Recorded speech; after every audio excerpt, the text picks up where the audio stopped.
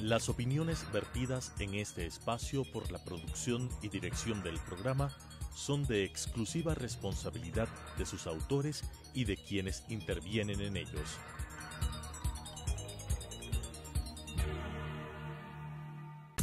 Telesucesos Canal 29 presenta Sucesos con Juan Carlos Calderón. Un periodismo libre para una democracia plena. Los hechos y las opiniones de los sucesos que marcan bienvenidos nuestro tiempo. a esta nueva edición del noticiero Sucesos, donde estaremos con entrevistas y noticias del día. Hoy jueves 12 de abril del 2018, y para quienes van a salir en su auto, recordarles que en Quito el pico y placa es para los números terminados en 7 y 8. Las sugerencias, comentarios son bienvenidos. Los invitamos a seguir en nuestra cuenta de Twitter, @radiosucesosec, y escucharnos en nuestro portal web en cualquier parte del mundo en www.radiosucesos.fm. Si desean interactuar con nuestros invitados, agradecemos sus llamadas al 2468-427. Buenos días, Verónica Larrea. Buenos días, Elizabeth Consuegra en los controles. Mónica Droira, hola, ¿cómo estás? En la coordinación general, bienvenida a esta jornada de trabajo. ¿Qué tal, Juan Carlos? Buenos días a nuestros amigos oyentes que nos escuchan. Yo les quiero recordar que este programa llega a ustedes gracias al gentil auspicio de Movistar, Seminarium, Gingivit, BioSil, generador avanzado de colágeno, NetLife, el único internet de ultra alta velocidad por fibra óptica que llega directo hasta tu hogar. También gracias al municipio de Quito, que nos recuerda que la prolongación de la Simón Bolívar hasta la mitad del mundo está lista, con 6 carriles y una ciclovía que beneficia a más de 200,000 quiteños. Juntos trabajamos para vivir mejor. Alcaldía de Quito, y también el Consejo de la Judicatura, que está promocionando esta 19ª Cumbre Judicial Iberoamericana. Hacemos de la justicia una práctica diaria. A continuación, el editorial del día.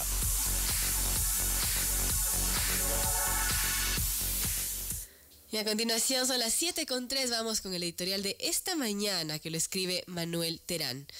El dolor que padecen varias familias ecuatorianas por las consecuencias de la acción violenta de un grupo delincuencial que pretende imponer condiciones a la nación entera es inconmensurable. Solo cabe en estos momentos la solidaridad con quienes son víctimas de estos inhumanos procedimientos y velar porque pronto la tranquilidad vuelva a sus hogares, allá en los casos en el que el retorno de los privados a la fuerza de su libertad es posible. Pero hay otro evento en que las manos criminales cegaron 4 vidas, actuando de una manera vil en contra de uniformados que lo único que hacían era cumplir con su deber. Allí, por las características del evento, surge en forma nítida cómo las anteriores autoridades descuidaron la preparación de nuestros soldados para enfrentar situaciones como las que les cegó la vida infamemente. Estas clases de trampas cobraron innumerables víctimas en el país vecino. Si en forma prudente habría habido una preparación para enfrentar estas amenazas y no hubiésemos descuidado el problema con la idea de que se trataba de asuntos de terceros cuyas implicaciones no iban a causarnos daño en nuestro territorio, quizás nuestros soldados estarían en mejores condiciones de combatir este flagelo y no serían presas fáciles de sujetos que han hecho de la violencia y el delito una forma de vida. Ahora se pretende causar alarma y que se alcen voces para que el Estado se repliegue y queden despejadas las vías para continuar con las prácticas delincuenciales que corroen y debilitan aún más la ya venida menos institucionalidad. Se busca desmoralizar a la población para, a través del miedo y la amenaza, conseguir sus fines, convirtiendo a la sociedad entera en rehén de sus protervas pretensiones. No se puede ceder ni rendirse, y se debe actuar con todo el rigor de la ley. Se expresará que es fácil decirlo en la medida que el asunto no llega a nuestro entorno, pero no hay otra salida. Renunciar a nuestra defensa legítima es pavimentar el camino para convertirnos en un Estado subordinado a las prácticas de grupos mafiosos, como lastimosamente ha sucedido en otros países de la región y que ahora lamentan no haber reaccionado a tiempo. Hoy la sociedad está sometida a una dura prueba y solo emitiendo los mensajes adecuados podremos hacer saber a los delincuentes que no estamos dispuestos a ceder ante sus ilegítimas pretensiones, sino que se les combatirá con la fuerza de la ley. Esa es la única garantía para que los privados de su libertad vuelvan indemnes y que en el futuro no debamos lamentar que se produzcan estos sucesos. En este aspecto hay que insistir que nuestro vecino del norte está en deuda con nosotros, cuando en su accionar más parece que está interesado en botar la maleza al patio de al lado que hacerse cargo de la misma. Incluso a ratos podría decirse que se percibe cierta indiferencia. Si no fuera así, desde hace rato debieron haberse preocupado de vigilar con más diligencia su frontera sur.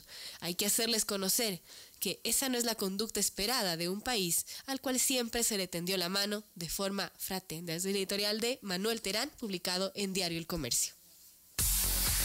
Hemos presentado el editorial del día. A propósito, Verónica, estimados amigos oyentes y televidentes, los familiares del equipo periodístico del Comercio, que se encuentra secuestrado en la frontera norte, viajaron ayer a Lima con la esperanza de reunirse con el presidente colombiano Juan Manuel Santos.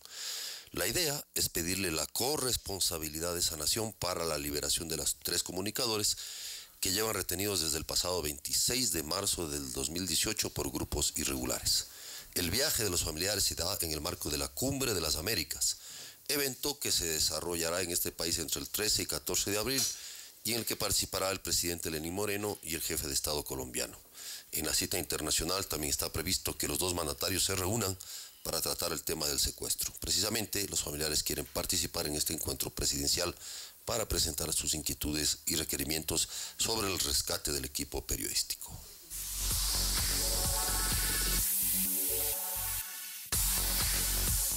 Y sobre este tema también, Juan Carlos y amigos, la mañana de ayer César Navas se pronunció sobre la información que circula en internet acerca del equipo periodístico secuestrado y desmintió que de parte de las Fuerzas Armadas ecuatorianas, la Policía Nacional, se hayan realizado operaciones ofensivas en la zona. Navas señaló que desde que se supo del plagio, han pedido a las autoridades colombianas que no se ejecuten operaciones que comprometan la integridad de los 3 compatriotas que se encuentran secuestrados.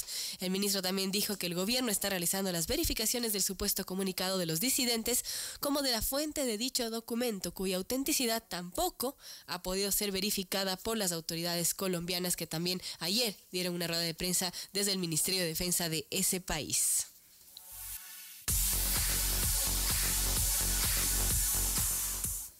Son las 7 de la mañana con 8 minutos aquí en la señal en vivo de Radio Sucesos 101.7. Transmitimos también en televisión, señal abierta, canal 29 UHF Telesucesos, y en señal digital 29.1 HD, TV Cable Canal 73, Claro TV Canal 43, y en Facebook estamos en tiempo real como Telesucesos Quito. A propósito, Verónica, hay un tuit de Ana María Cañizares, colega periodista, corresponsal de CNN, y señala cita a un texto de Dimitri Barreto, editor de diario El Comercio, compañero del equipo secuestrado, quien dice: exponer desde Bogotá a 2 días del plagio, bajo el paraguas de altísimas fuentes anónimas, que los secuestrados fueron liberados a los 8 días ser parlante del mensaje de los captores y a los 16 días asumir un panfleto con el peor desenlace, es impresentable en periodismo.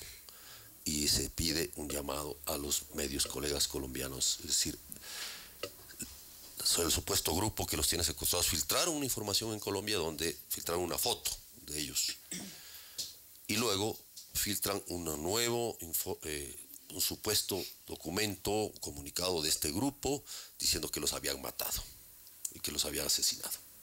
Esto generó ayer una tristeza enorme, generó ayer una enorme conmoción en el gremio, en los familiares, y luego se reunió el comité de crisis y tuvieron que salir las autoridades, tanto de Colombia como de Ecuador, a, de alguna manera, porque no hay certezas en este caso, sino a desmentir que esto no tenía visos de veracidad, que así lo dijeron. Es una crisis complicada. Estamos con el general Osvaldo Jarrín, bienvenido general, académico, ex alta dignidad, alta autoridad de las Fuerzas Armadas y del Ministerio de Defensa. ¿Cómo usted está viendo el desarrollo de esta crisis? Bienvenido, buenos días, le escuchamos. Muy buenos días, gracias por la invitación. Para comenzar, esta crisis devela lo que se ha venido manifestando, que es de origen político, no obstante que esté involucrado personal que está relacionado con el narcotráfico. pero la demanda es de carácter político. Y esto nos conduce no solamente a un vacío legal que tenemos en el país, en el COIP, sino también a un problema de conducción político-estratégica sobre la situación. Y digo un vacío legal porque en el artículo 366 del COIP habla acerca del terrorismo, pero a todas las manifestaciones de terrorismo las considera como extorsivo, lo cual no es verdad. Extorsivo es cuando existe la imposición, el pedido, la demanda de un rescate, como ocurrió en el secuestro en el año 2000 en Tarapoa y en Pompeya, cuando se secuestraron a 10 técnicos petroleros en la provincia de Sucumbíos. Se pidió un rescate de 80 millones, se resolvió con negociación pagando 13 millones. Y se originaban los actores, obviamente en Colombia, eran disidentes de las FARC. Digo disidentes porque para este acto salieron de su propósito que tenían como grupo armado en el conflicto interno de Colombia. Eso es un secuestro extorsivo. Lo que estamos viviendo por los antecedentes y por la demanda es de carácter político. Y cuando hablo acerca de la conducción política, no solamente que hay incertidumbre en lo que está viviendo el país, porque al presidente de la República, que es la primera autoridad para la conducción y las disposiciones y la política que se debe establecer, prácticamente se encuentra en una encrucijada por parte de sus asesores, especialmente ministros de Defensa, de Interior y Cancillería. ¿Y cuál es esta encrucijada? En primer lugar, se elabora inadecuadamente un estado de excepción. Emitir el estado de excepción está muy bien, pero ese estado de excepción que fue inclusive ampliado ratifica el error de no nombrar una autoridad responsable del estado de excepción.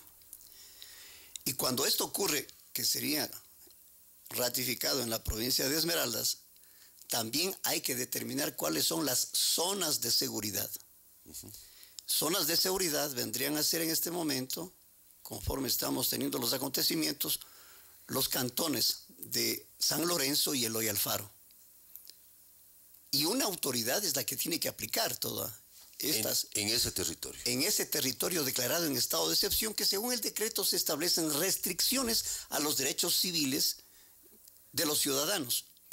¿Quién controla, aplica, inclusive el toque de queda? Es una autoridad.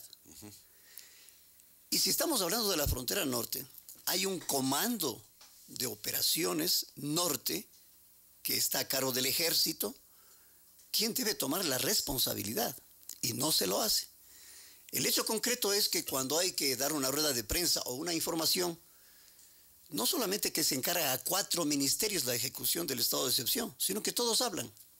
Y no es egoísmo de que hablen. Lo que ocurre es que no se puede tomar decisiones, no se puede integrar todas las iniciativas, los aportes de las diferentes fuerzas, secciones, policía, autoridades políticas, Ministerio de Defensa, Ministerio del Interior, Cancillería, sino que todo el mundo explica y todo el mundo habla y se caen en contradicciones. Este momento no se sabe si están en Colombia o están en el Ecuador. No se sabe si están negociando o no están negociando. Es que la misma autoridad se ha contradicho. Por eso mismo hay contradicciones, porque no hay una sola autoridad que hable. Ministerio del Interior sale el ministro Navas a decir que están negociando. Pasan unos días, dicen, no estamos negociando. Pasan unos días, se reúne con la canciller y ella dice, no es negociación, estamos en una mediación. La mediación es una barbaridad que puede decir, porque no estamos hablando de Huacho versus Ecuador. Claro. Por favor, hay que mantener el nivel de Estado. Y esas condiciones no lo hacen porque no conocen y cometen errores de esa naturaleza. Luego del estado de excepción se determina el COSEPE, tanta insistencia que se ha criticado en los medios. Se reúne el COSEPE y ¿qué hace? Nada.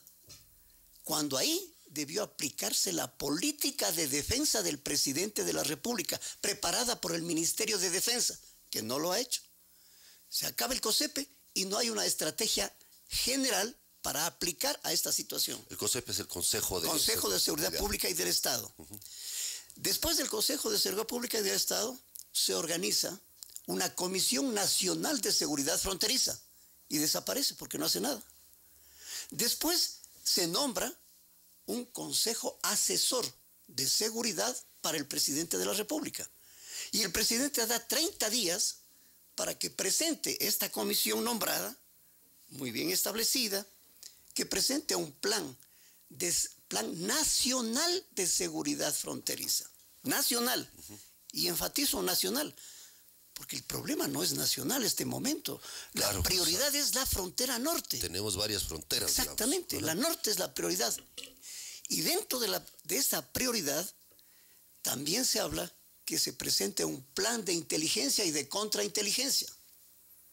Y se olvidan de pedir lo que es prioridad 1, lo que estamos hablando y lo que estamos consternados en el país, el secuestro. Para lo cual tiene que hacerse un plan de contraterrorismo, que es lo que se está viviendo en este momento.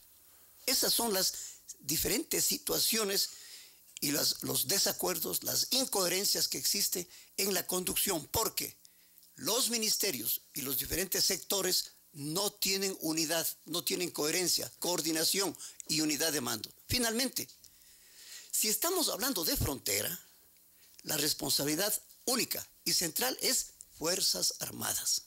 No puede dirigir el ministro del Interior. No es un asunto policial. Si es que fuera secuestro extorsivo, le corresponde a él. Tarapoa debía manejarse desde el Ministerio del Interior. En el caso actual, el secuestro es político. No debe manejar, debe participar, sí, obviamente, pero el mando debe ser Ministerio de Defensa, el que tome las decisiones, y nombrarse una autoridad local para que no sea el comandante del Comando de Operaciones Noroccidental de la Marina, el contraalmirante Melo, que no sea el comandante de la Fuerza de Protección de Frontera en este rato, que es de la Coordinación de Operaciones Norte, que es un general del Ejército. De tal manera que tantos mandos, cuando se tiene que dar información, habla el alcalde, habla el prefecto, habla el comandante de la policía, habla el ministro del Interior, de repente habla, si es que hay como, el ministro de Defensa, es decir, un desconcierto total. Hay que poner orden y tener el presidente de la República un representante que con su autoridad maneje esta situación. Ahora, en esta circunstancia, que es una circunstancia dramática, aquí lo que debería tener esa decisión es el presidente de la República. Por supuesto que sí, es la primera autoridad que tiene que políticamente organizar. No está solamente en su papel el problema, sino de quienes le asesoran. El ministro de Defensa quiere tomar la acción directa porque es un tema de frontera. Establece la Constitución que las zonas de seguridad, que las fronteras, es responsabilidad de Fuerzas Armadas. Esa es la Constitución, claro. Obviamente integrada con la policía y con los otros sectores, pero la autoridad militar es la que tiene que actuar. Hasta ahora no asoma, no ha aparecido ningún militar, ni el ministro de Defensa, y todo eso está siendo de carácter policial. Estamos hablando de la soberanía nacional. Soberanía, integridad territorial es responsabilidad directa, obviamente de todos los ecuatorianos, de todos los sectores, de todos los ministerios, pero esencialmente es del Ministerio de Defensa, cuando se habla de seguridad nacional. Ahora, todas estas situaciones complejas y irregulares que usted ha mencionado, ¿cómo afectan a la situación de los secuestrados? Afectan enormemente, porque en primer lugar se dan cuenta que hay un desconcierto en la conducción. Los secuestradores de estos grupos se dan cuenta y comienzan a presionar psicológicamente. El hecho de secuestrar nomás ya genera un ambiente de incertidumbre, de presión psicológica, de desconcierto, de temor en la población. Entonces ahora, como han presentado unas demandas de carácter político y no se las cumple, entonces comienzan a ejercer presión. En otras palabras, ¿quién tiene la iniciativa en este momento? Ellos. Lógico. ¿Quiénes están organizando? ¿Hay comité de crisis? No lo hay. No hay comité de crisis. El que salga el ministro del Interior no quiere decir que es comité de crisis. El comité de crisis tiene que ser estructurado y decirse quiénes son los nombres. Y tiene que estar presidido por un representante de las Fuerzas Armadas para el comité de crisis. Y este comité de crisis es el que debe elaborar el plan contraterrorista para manejar la situación de los secuestrados, paralelamente al que ya debe involucrar la seguridad de la frontera norte como un plan específico. Nada de esto hay. General, el hecho de que si es que llega el caso, acogen sus sugerencias de que maneje Fuerzas Armadas de este tema, ¿no sería contraproducente también para la integridad de los periodistas secuestrados, en el sentido de que ellos no quieren que se den incursiones armadas en esa zona, o necesariamente eso no implicaría ello? El hecho de que el estado de excepción asuma con la integridad de Fuerzas Armadas, porque es la soberanía nacional del Ministerio de Defensa, no quiere decir que se ataque. No tiene nada que ver. Es protección. Es un plan para la protección. Ahora se va a decir, en estos temas tiene que haber el apoyo, que el plan de desarrollo social, que el agua potable, que... Por supuesto que sí, pero si estamos hablando de una crisis de carácter terrorista, la prioridad es lo militar, las Fuerzas Armadas, y que deben tener el otro plan, no se van a suspender. No hace falta que en estas situaciones hagamos un resumen de prensa de todo lo que ha ocurrido, de todo lo que debe ser, de que no se ha dado atención a esas poblaciones fronterizas, de que ha habido falta de presencia del Estado. Noticia. No estamos en esas circunstancias en este momento. Estamos viviendo las consecuencias de todo eso. Por supuesto que sí. Y si hablamos de consecuencias, yo creo que hay una revista bastante conocida, año 2013, ¿no? Revista Vanguardia. Así es. Aquí se dijo todo eso. Iniciaba el proceso de paz en Colombia y ya se anticipó los acontecimientos por escrito. Se está indicando todas las consecuencias. El pasado nos persigue. Hay un titular, claro, y el titular historia está dicho, ¿no? El postconflicto colombiano. Exactamente. Y no solamente que nos quedamos a hacer un resumen de acontecimientos de prensa, sino que se está indicando qué es lo que va a ocurrir. Aquí Lo se hizo habla, usted, el general Osvaldo Jarrín, hizo un análisis sobre el postconflicto colombiano. en este ensayo se está explicando cómo se van a fraccionar los grupos, Ajá. narcotráficos, qué va a pasar con disidentes, qué va a pasar con el proceso de paz, porque no es un proceso de paz con el narcotráfico. Todo eso se dice aquí. Y se avanza, porque eso es un análisis. Prospectivo, digamos. Prospectivo, de aporte para inteligencia estratégica y para determinar en prospectiva qué es lo que puede ocurrir como alternativas y qué debe hacerse en el Estado. Ahora, a mí me parece, aparte de las críticas que usted ha hecho, también agregaría algunas cosas. Que el presidente después de 15 días reciba a los familiares, ni siquiera una llamada telefónica antes, nada. Que la canciller recién se siente a ver qué hay que hacer. Recién, después de 2 semanas o más.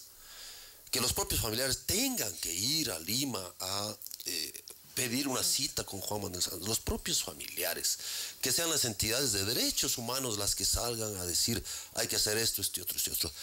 O sea, abona a lo que usted dice. Esto es, perdón la expresión, un relajo. O sea, entonces, claro, evidentemente todo esto está en contra de la vida y de la integridad de los secuestrados. Lo que se está viendo es que van solucionando los problemas, tratando de solucionar conforme se van presentando, pero no hay una visión. Plan significa prever, anticiparse con varias acciones que traten de solucionar el problema en un cronograma, en una línea de tiempo. Eso no existe. Y hay intereses particulares. La canciller es de lo que menos está interesada. Por eso habla primero de mediación, que es una barbaridad. Y en segundo lugar está más interesada en la reunión del ELN aquí en Quito. ¿Por qué? Porque su foto con el representante del gobierno de Colombia y el representante del ELN se va a medios internacionales. Entonces ella está en una campaña personal de prestigio para lograr su posicionamiento en Naciones Unidas. No está interesada directamente, como debe ser, en el sentido humano, en la participación, no solamente de cómo lograr una solución al problema que se está viviendo, particularmente del secuestro. Entonces, todo está absorbiéndose como si fuera un tema policial del Ministerio del Interior. Y como se da cuenta en momentos de que están participando Fuerzas Armadas, también habla de las Fuerzas Armadas. El ministro del Interior no está al mando de las Fuerzas Armadas. O las Fuerzas Armadas no están dentro del Ministerio del Interior. Tiene que haber entonces una representatividad de todas las organizaciones, que lo he dicho varias veces, para que este tipo de situaciones, como en toda situación de crisis, de cualquier institución, empresa, organismo, ¿Qué es lo que primero se dice? ¿Quién manda? En cualquier parte que hay una crisis le dicen, bueno, ¿quién manda aquí? ¿Con quién hablo? Claro. ¿Con quién se habla? ¿Quién es el que manda? ¿Quién es el que integra todo y toma las decisiones? Aquí son 4 ministerios y todo el que tiene oportunidad de hablar lo hace. Pero ahí aparentemente aparece un liderazgo que es el de, una vocería al menos, que es del ministro César Navas, ¿no?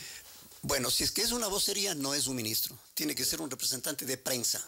Prensa especializada del equipo que esté manejando crisis. Ahí debería existir una oficina de prensa especializada para que maneje, coordine, determine las prioridades, las seguridades que se tiene para que se maneje oficialmente. Obviamente, bien integrado con los medios de comunicación pública. ¿Cómo se explica la actitud de Colombia en todo esto? La actitud de Colombia, en primer lugar, fue tratar de conformar una fuerza de tarea conjunta, que se le hizo críticas. Entonces, cuando se hace la Combifront, ya no hablan de fuerza de tarea conjunta, porque es una barbaridad. Sino tratar ni combinada ni conjunta, porque se trata es de un problema interno de Colombia cuando estamos hablando de insurgentes. Y el hecho lo comprueba. Que sean los narcotraficantes que estén adoptando posiciones políticas, el tratamiento es de carácter político. Pero luego de eso, que no se logró establecer esa integración de fuerzas, se margina del tema. Y la Combifront, además del gabinete binacional establecido, se supone que tiene que haber en seguridad cooperativa la participación de ellos para en este comité de crisis tener unidad de criterio. No puede decirse está en el Ecuador y el de Colombia dice no, está en Colombia. Y encima de eso el ministro del Interior le sale a decirle irresponsable a la declaración de Colombia, generando discordia, cuando más bien tiene que haber integración Ecuador-Colombia para manejar este tema. No militarmente para ninguna ofensiva, aclaro. Pero en el resto sí, porque el Gaula tiene una experiencia extraordinaria. Colombia es prácticamente el que debe dar ejemplo, y lo está dando a los países en cuanto a estas situaciones, especialmente de secuestro. Pero según versiones que hemos tenido nosotros, altas fuentes, el Gaula está aquí colaborando con esto. Claro, debería estar. Eso es parte de la integración de un comité. Y ese comité de crisis es el que debe, en todos los campos, en todos los órdenes, campo militar, de comunicaciones, de seguridad, de primeros auxilios, de atención a la población, todas esas situaciones son parte de un plan que tiene que estar estructurado. Ahora, el punto es, aparte del tema de la crisis que evidentemente está ahí, estamos hablando de que esto no va a terminar. Digamos, el secuestro ojalá con bien termine, pero de hecho el propio gobierno ha adelantado que este es un problema que se va a prolongar. Por supuesto. Y se va a generar con mayor. Porque el caso de Pompeya duró 141 días. El secuestro, que era extorsivo. Así es, extorsivo. Ahora el tema, no me refiero a la prolongación en el hecho específico del secuestro, sino de lo que está pasando en la frontera. Es mucho más largo. Es mucho más grave, es mucho más profundo, y no sé si el Ecuador está preparado para asumir, el Estado ecuatoriano, no el Ecuador, el Estado ecuatoriano, el gobierno ecuatoriano, esté preparado para asumir la dimensión de lo que tenemos. Por supuesto que las Fuerzas Armadas necesitan tener una mayor capacidad operativa, por todo lo que se ha dicho y no hace falta repetir. Pero eso no quiere decir que el Ecuador esté indefenso o que no pueda reaccionar. No puede ser que un grupo con el guacho le ponga en jaque al Ecuador. Háganse respetar. Es el Estado ecuatoriano. Entonces, el problema radica no en que haya un secuestro. El problema radica en el fracaso de las negociaciones de paz en la última etapa, que es de la reinserción social. Porque se han dado cuenta los guerrilleros, ahora disidentes, además de los otros grupos, como es el Clan del Golfo, de que más rentable es continuar con el narcotráfico, que no es suficiente las promesas, de acuerdo a la agenda de paz en el proceso de la reinserción en base a devolución de las tierras, de desarrollo agrario como estaba programado, de las prebendas que están obteniendo para darles nueva ocupación, de la asignación económica y de los curules ofrecidos a los líderes del movimiento, especialmente de las FARC. Entonces hay gente que no está de acuerdo con todo ese proceso porque es injusto, porque no quiere, porque están acostumbrados a otra vida. Por eso se creció no solamente en las plantaciones en el 50%, sino que de 800, que era el cálculo de los disidentes de las FARC, ahora están sobre 1.300. Y porque no es solamente cuestión de la incidencia que tenga sobre las FARC, sino también sobre el ELN, porque ellos también ya tienen disidentes. Entonces, si consideramos todos los grupos disidentes, narcotraficantes, y más del grupo más representativo que causó 8 víctimas, 8 policías muertos hoy en la mañana, se dio esa noticia. En Colombia. En Colombia, que es el grupo más grande, tiene sobre 1.800 efectivos, tiene más de 560 bandas, son los que operan con submarinos desde Tumaco para sacar la droga. Es decir, todas estas cuestiones que corresponden a la última etapa del proceso de paz quedó abierto, porque ni siquiera todas las caletas han sido abiertas y siguen sin devolución muchas de las caletas con las armas y explosivos que tienen.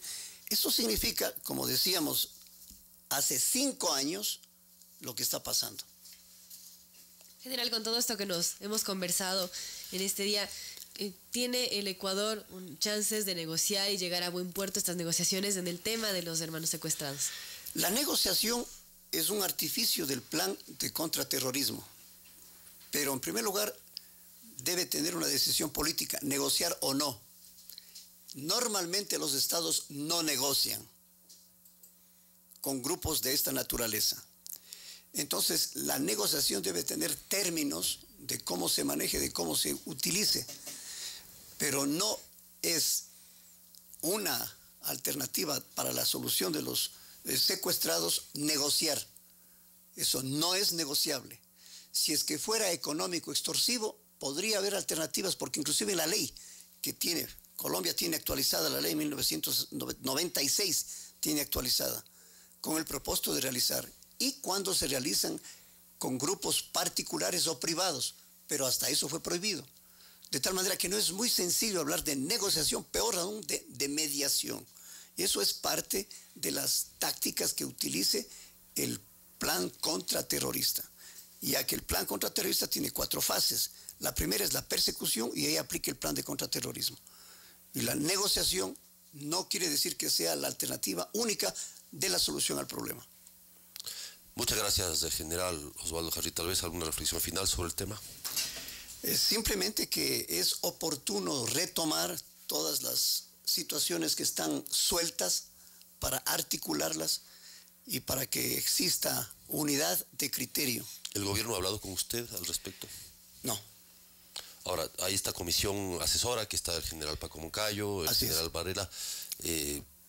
¿Esto no es como contraproducente en relación al alto mando de las Fuerzas Armadas? Es decir, ponerle casi por encima, no en mando obviamente, pero sí en cercanía al presidente, ponerle una comisión de exaltos generales para que le asesoren en un tema de estos.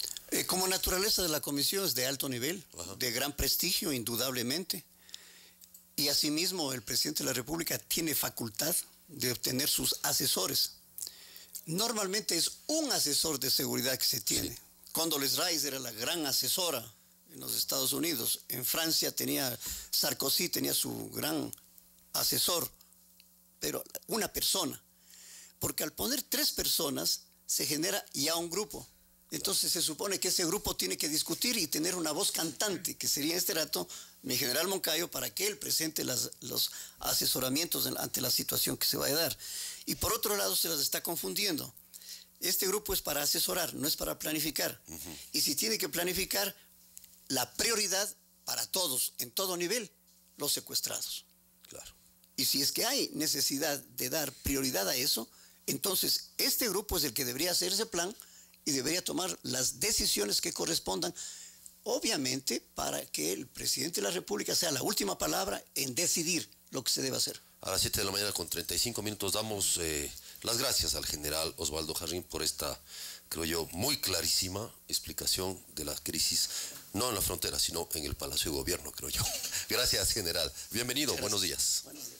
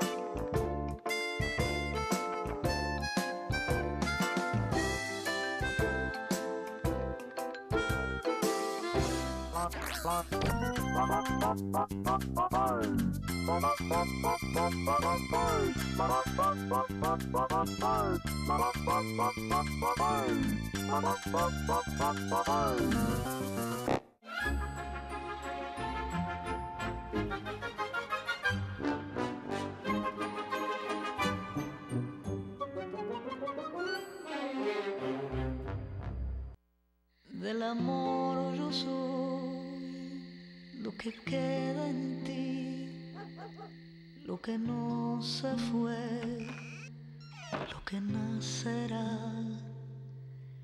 Dame un nombre a mí que yo quiero ser.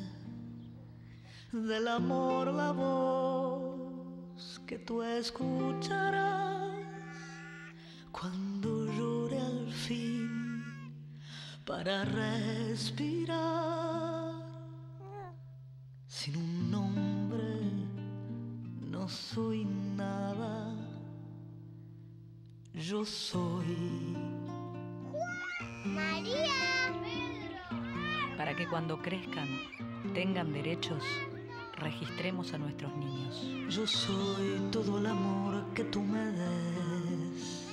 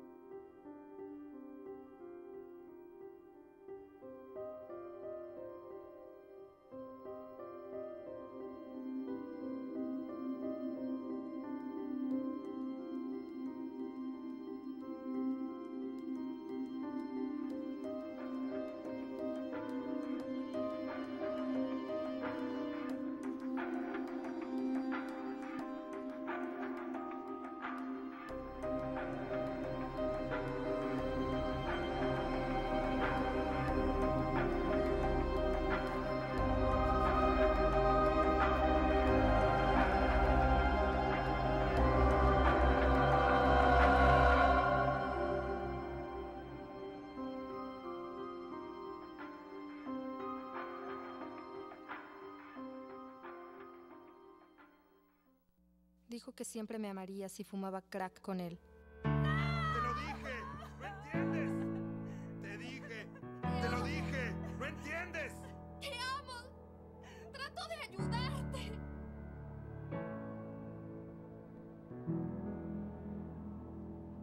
¿Tienes el dinero? Sí, sí. ¿Por qué preguntas?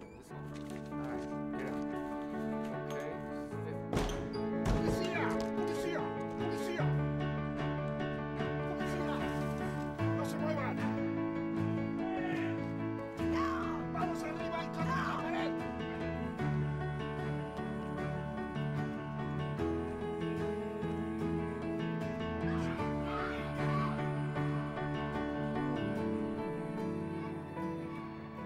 Dijo que siempre me amaría si fumaba crack con él.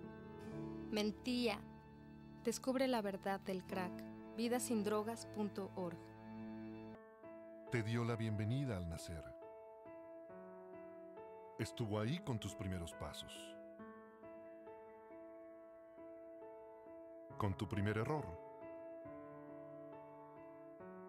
Con tu primer beso. Está contigo cuando ganas. Cuando pierdes. Cuando te vuelves a levantar. En cada momento. La puedes sentir.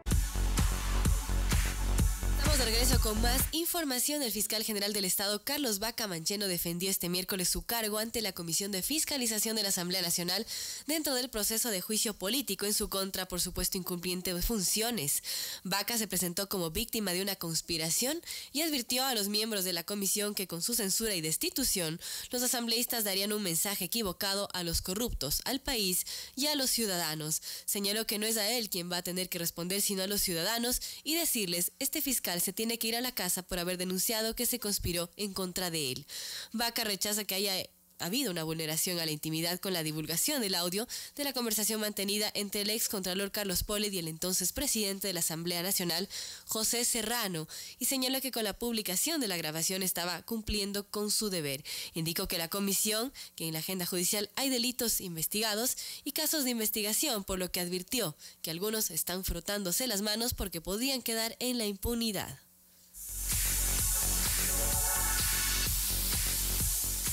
Gabriela Rivadeneira, asambleísta de Revolución Alfarista, denunció que una persona ha sido detenida y 2 agredidas tras la manifestación correísta de oposición al gobierno de Lenín Moreno que surgió durante la tarde-noche de anteayer en la ciudad de Quito. Sin embargo, desde el Ministerio del Interior se informó que no existió ningún registro ni ningún detenido durante la movilización en la capital ecuatoriana. La primera marcha de oposición al régimen de turno se produjo en Quito. Simpatizantes y militantes del movimiento Revolución Alfarista, así como exfuncionarios del gobierno anterior y asambleístas, se dieron cita en los exteriores del Banco Central portando pancartas y banderas con consignas en contra de la administración del presidente Lenín Moreno. Bajo el lema "Basta del mal gobierno", se congregaron ex aliados a Moreno para reclamar por el viraje que se habría dado por la parte del mandatario. La marcha, liderada por exfuncionarios del anterior gobierno como Ricardo Patiño, Augusto Espinosa, Virgilio Hernández, entre otros, fue duramente criticada por los epítetos vertidos en contra del presidente Moreno en relación a su condición de persona con discapacidad.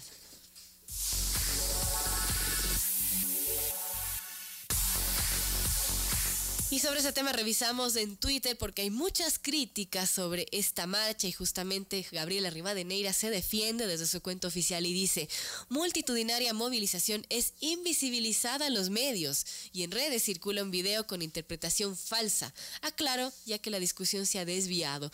Claramente se ven los gritos que este grupo da y bueno, hay quienes le critican como Rodolfo Azar y dice: ahora resulta que interpretamos mal en que la marcha gritaran "el patuleco se va a caer". También leemos mal los tweets donde dicen que hay que ahorcar o arrastrar al patojo, que no irrespeten, dicen, sarta de hipócritas. Más críticas al respecto. Marta Roldós dice: entendimos bien, gritaban patuleco, se oye en su propio video. También entendimos bien por qué gritaban basta, buscaban detener la investigación de sus crímenes. Nunca gritaron basta desde el poder ante la corrupción, narcotráfico y pederastía.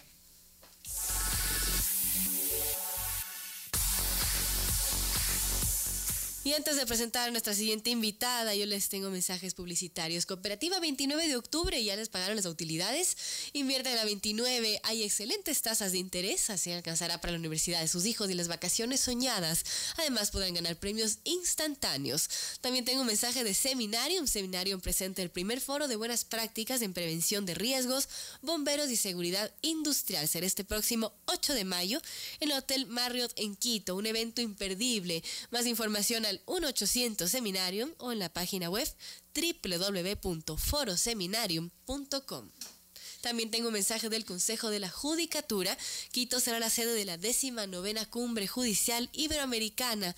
Las máximas autoridades de los poderes judiciales darán a conocer los avances e innovaciones para fortalecer la administración de justicia en la región. Consejo de la Judicatura, hacemos de la justicia una práctica diaria.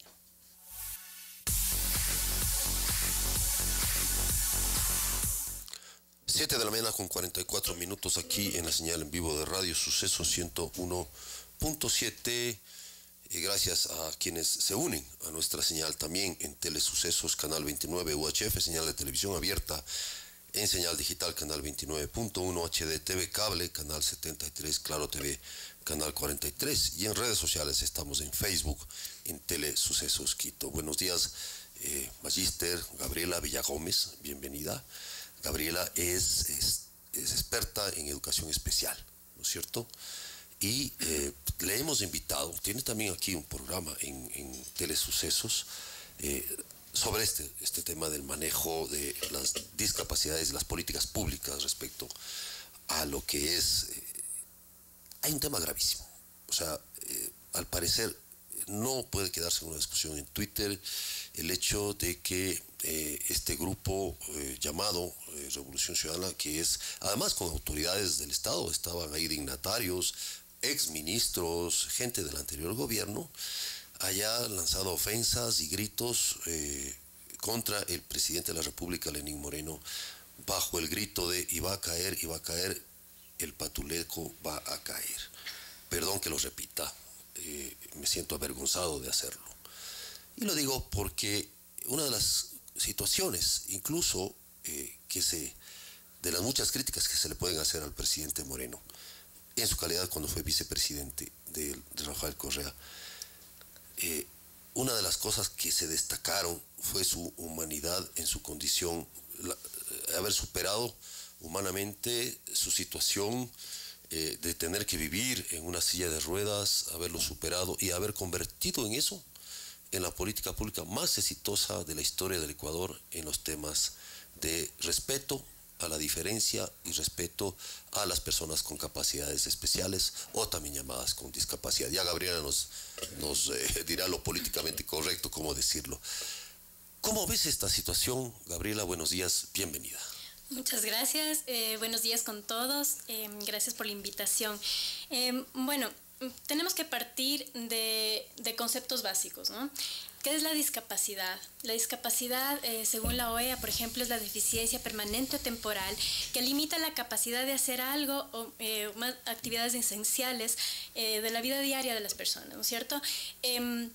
En la Convención de Derechos sobre Personas con Discapacidad también habla de esta, digamos, deficiencia o falta de capacidad en sentido de poder hacer igual las cosas que pueden hacer el resto, ¿no es cierto?, para relacionarse con el entorno.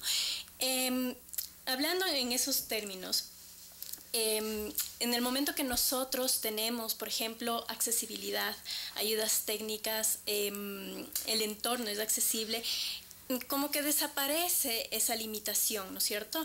Entonces, no es que el ser humano por sí solo es limitado y en el momento de ser limitado no puede hacer absolutamente nada. Existen procesos, existen herramientas que pueden ayudarnos a vencer esas limitaciones. Entonces, como tú bien dices, en este país me sorprende que sigan sucediendo este tipo de cosas porque nosotros somos pioneros en todo el tema de inclusión. Somos un referente internacional, un referente a nivel mundial en temas de inclusión. Entonces, no solo en temas de justo estas herramientas y todo que se dan para que las personas puedan vivir al igual en equidad con otras personas por temas de movilidad, sino, por ejemplo, tenemos herramientas democráticas que hemos hablado ya muchas veces, ¿no? Voto en casa, todo ese tipo de cosas que nosotros somos pioneros a nivel internacional. Entonces sí, estoy sorprendida de esto porque no se puede tomar a la discapacidad como un insulto, se podría decir, ¿no? Nosotros hemos trabajado un montón como país. Existe la Agenda Nacional para la Igualdad en Discapacidades con sus 12 ejes que ha sido lanzada ya con un plan desde el 2017 hasta el 2021. En esos 12 ejes, los dos últimos hablan de sensibilización y hablan también de la comunicación incluyente. Entonces, tú has dicho algo muy feo de la expresión de estas personas y claro, hablan del patojo, pero también tenemos que nosotros medir nuestras palabras, o sea, hasta qué punto nosotros estamos hablando también con la verdad en el momento de referirnos a otra persona. Patojo, según la Real Academia Española, dice que tiene que ver con una persona que tiene las piernas o pies torcidos o desproporcionados e imita al pato en andar meneando el cuerpo de un lado al otro. La segunda acepción tiene que ver con niño o muchacho. Ninguna de las dos acepciones caracteriza a nuestro presidente. Entonces, en ese sentido, tampoco hay un conocimiento de la situación, ¿no es cierto? Si es que nos queremos referir a una persona, en todo caso, por sus condiciones, deberíamos ser fidedignos con las características de la persona. Si nos queremos referir a una persona con discapacidad física, entonces nos referimos a la persona con discapacidad física.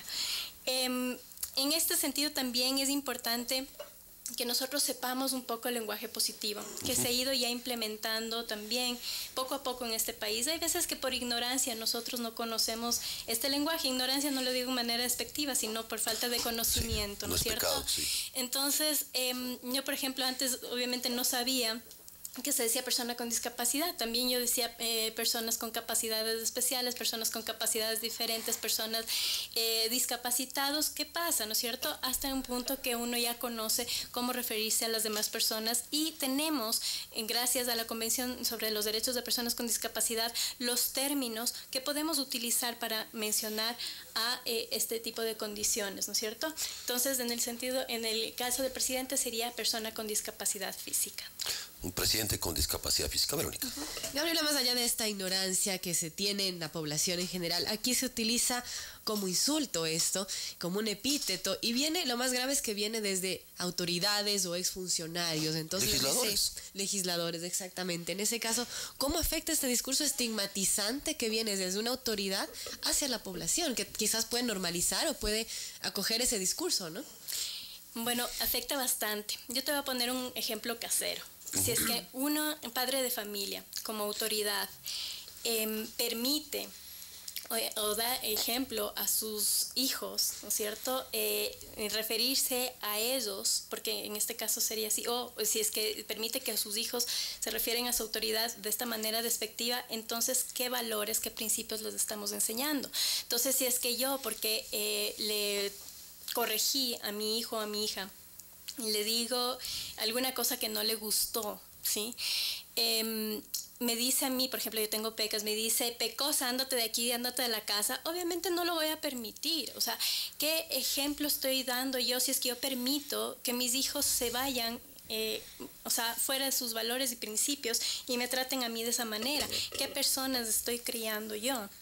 Lo mismo pasa en un país, con mayor razón. Si es que son autoridades, si son el referente a nivel nacional, entonces no deberíamos permitir este tipo de cosas. O sea, la agresividad aquí está todavía muy, muy caliente, ¿no es cierto? Todavía tenemos esos rezagos de agresividad y violencia que de alguna u otra manera hay que irlos eliminando. Sí, pero ahí, Gabriela, hasta los peores críticos políticos del presidente actual han evitado este insulto, esas ofensas estigmatizantes. O sea, por eso, a mí no me sorprende, a ti te sorprende, a mí no me sorprende. Durante 10 años vivimos ese discurso estigmatizante, desde la más alta autoridad, contra mujeres, contra opositores, contra todo el mundo. O sea, que lo vuelvan a repetir, eso es que lo vuelvan a repetir contra el presidente de la República, eso es lo terrible, lo que podría sorprender. Ahora, ¿qué dice la ley al respecto? O sea, ¿qué dice la ley de discapacidades, etcétera, etcétera, sobre este tipo de discursos estigmatizantes y sobre lo que podría definirse como un delito de odio también, ¿no? Exacto. Sí, bueno, primero, en la Convención sobre los Derechos de las Personas con Discapacidad, en el artículo 2, en definiciones, tenemos por discriminación, por motivos de discapacidad, se entenderá cualquier distinción, exclusión, restricción por motivos de discapacidad que tengan el propósito o el efecto de obstaculizar o dejar sin efecto el reconocimiento, goce o ejercicio de igualdad de condiciones de todos los derechos humanos y libertades fundamentales en el ámbito político, económico, social, etcétera, ¿no es cierto? Entonces, eso dice la Convención. En este momento nosotros nos estamos refiriendo a una distinción. Se han referido a una distinción por la condición de discapacidad de una persona. Más allá de que sea el presidente, o sea, tú y yo, o sea, estamos hablando de la persona. Por eso es importante enfatizar esto. El ser humano es un sujeto de derechos y nosotros estamos en un estado de derechos. Entonces, hablando de las leyes, también tenemos la Constitución de la República del Ecuador. En la Constitución tenemos el capítulo de derechos, artículo 12, que habla sobre los derechos de todas las personas, que gozarán todas por igual y gozarán de estos derechos, ¿no es cierto?, sea por género, discapacidad, etcétera, ¿no es cierto? En el artículo 48 dice que el Estado adoptará a favor de las personas con discapacidad medidas que aseguren la garantía del pleno ejercicio de los derechos de las personas, y la ley sancionará el abandono de estas personas y los actos que incurran en cualquier forma de abuso, trato inhumano o degradante o discriminación por razón de la discapacidad. También tenemos en el buen vivir, en el artículo 340, todo el tema de inclusión y equidad. En el 341 dice que el Estado garantizará las condiciones para protección integral de los habitantes a lo largo de sus vidas. Se aseguran los derechos y principios reconocidos en la Constitución que ya mencionamos, en particular la igualdad en la diversidad y la no discriminación, volvemos a hablar ahí de la discriminación, y priorizar su acción hacia aquellos grupos que requieran consideración especial por la persistencia de desigualdades, de exclusión, discriminación o violencia, etcétera, ¿no es cierto? También en la Ley Orgánica de Discapacidades tenemos en los fines del artículo 3 el procurar el cumplimiento de mecanismos de exigibilidad, protección, restitución, que puedan permitir eliminar, entre otras cosas, las barreras físicas, actitudinales, sociales, comunicacionales y que enfrentan las personas con discapacidad. Y también dice eliminar toda forma, repite ahí, de abandono, discriminación, odio, explotación, violencia, abuso de autoridad por personas con discapacidad y sancionar a quienes incurren en estas acciones.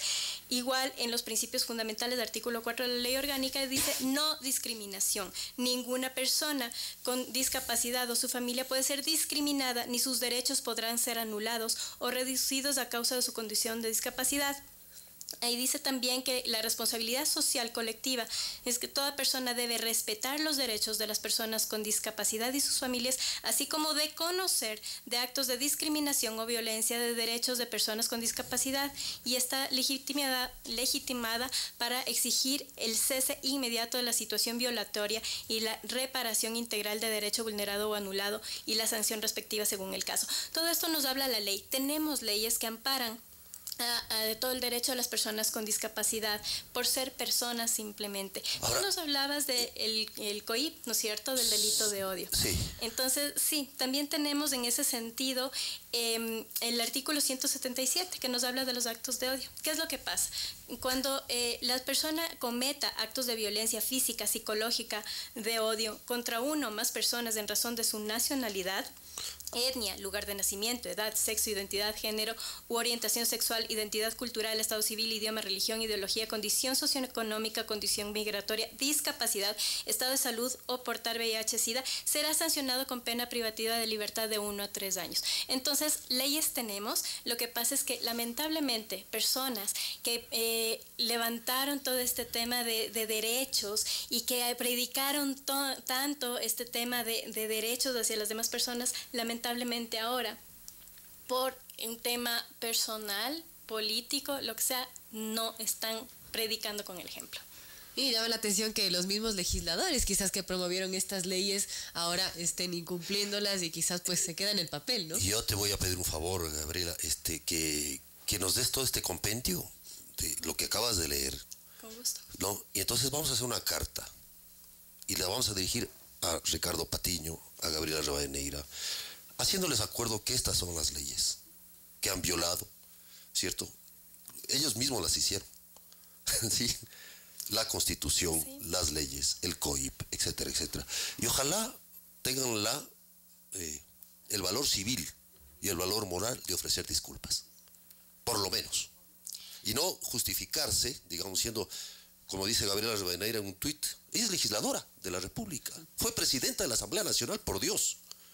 Esa persona fue presidenta de la Asamblea Nacional, por Dios. Entonces, que tenga el valor civil y moral de ofrecer disculpas. No sé, entonces, ahora, ¿qué se puede esperar de los demás actores políticos frente a esto? Es decir, todo el mundo fue testigo de esto, está en redes, o sea, es una cosa que además afecta a una persona con discapacidad, como tú bien dices, que es el presidente de la República. Bueno, lo que podemos esperar es que seamos justamente el ejemplo del respeto. Todo el tema del lenguaje positivo, todo el tema de usar bien los términos, parte de la base del respeto. Entonces, en el momento que nosotros vivimos en sociedad, tenemos que salvaguardar la integridad de las demás personas. Eso es lo que nosotros como seres humanos tenemos que responsabilizarnos, ¿sí? Asumir esa responsabilidad. Adoptar todos estos mecanismos de buen uso del lenguaje, informarnos, porque parte de las leyes también aquí mismo dice, o sea, que nosotros deberíamos informarnos, deberíamos capacitarnos en todos estos temas y tampoco nos faltan herramientas en ese sentido. Como les hablaba hace un momento, parte de los programas del gobierno, parte de los programas institucionales que tenemos o los proyectos, es todo este tema de sensibilización. Ahora mismo ya van a empezar todo un proceso de sensibilización y capacitación a docentes de las instituciones educativas en el país. Recién salió este comunicado para que sepan dar educación incluyente, ¿no es cierto? Entonces parte desde ahí, parte desde que nosotros demos el ejemplo de cómo tratar a las demás personas en función del respeto. ¿Cómo hacemos esto? Por ejemplo, o sea, me acuerdo alguna vez estaba yo en la calle manejando, estaba en mi auto con mis 2 hijos, en la parte de atrás mis 2 hijos pequeños, y miré que vino una buseta de un colegio, una unidad educativa, y se paró en medio de la calle a bajar ahí a los estudiantes. Entonces, claro, a mí me indignan todo este tema de injusticias, de falta de seguridad, de todo ese tipo de cosas. Entonces, yo bajé a la ventana y le dije al señor conductor, le dije, señor, si es tan amable, hágase un lado y bájele ahí a los niños por seguridad. O sea, usted tiene ahí niños y es su responsabilidad la seguridad de ellos. Y el señor, claro, obviamente, hablando ahora psicológicamente, yo creo que se sintió muy ofendido por lo que le dije porque sabe que estaba haciendo mal. Entonces, él optó por el insulto. Entonces me dijo, ¿y usted qué hace estas horas en la calle? Vaya a su casa a cocinar. Entonces, ¿qué es lo que pasa? Yo no me sentí ofendida por eso. A mí me encanta cocinar y me encantaría estar esas horas en la casa cocinando, estando con mis hijos y compartiendo. Me encanta. Qué típico, ¿no? Pero o sea, también vamos a eso, ¿no es cierto? Sí. Hay personas que se sienten afectadas, personas que no. Una persona que se hubiera sentido afectada y si es que reacciona de la misma manera, mínimo le hubiera dicho, vea, para eso le tengo a su mamá y le pago para que esté en mi casa cocinando, o algo por el estilo, ¿no es cierto? ¿Qué es lo que pasa cuando hacemos nosotros eso? Estamos siguiendo este círculo vicioso de agresividad y violencia. Entonces, ¿qué es lo que podemos hacer nosotros como ciudadanos o las autoridades de nuestro país? No dar paso a eso. Entonces yo me reí, seguí. La persona de alguna manera sabe que hizo mal, pero si nosotros paramos ahí y damos tal vez una sonrisa o actuamos ya de manera respetuosa, entonces la otra persona no va a poder seguir. A mí me parece muy bien que el presidente se haya mantenido en silencio, porque eso, o sea, simplemente ellos quedan como los que faltaron el respeto, porque es así. Y el presidente no se sintió aludido porque, como les dije, o sea, ni siquiera es alusión al presidente estos términos porque no tienen nada que ver con su condición. Entonces, me parece que nuestras autoridades lo que tienen que fomentar es este respeto, no seguir con la agresividad, sino todo lo contrario, poder educar a la gente, capacitar a la gente en cómo respetarnos, en cómo vivir en armonía y en comunidad. Muchas gracias, Gabriela Villagaones, por estar con nosotros. Efectivamente, es un círculo virtuoso el de generarnos respeto, dar señales con el ejemplo, básicamente, y ser coherentes con lo que uno hace, como decía Verónica. O sea, por lo menos enterarse de los términos correctos para poderlos usar, ¿no es cierto? Sí, si ya van a insultar, que no sean tan ignorantes tampoco. Esa sería el pedido final. Gracias, Gabriela, por estar con nosotros y por explicarnos a nosotros, a nuestros oyentes y televidentes, la connotación que tuvo este insulto, esta ofensa al primer mandatario. Volvemos luego de un momento.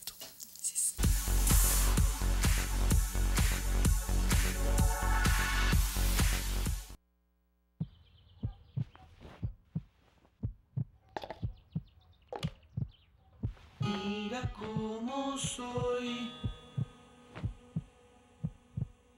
yo soy frágil,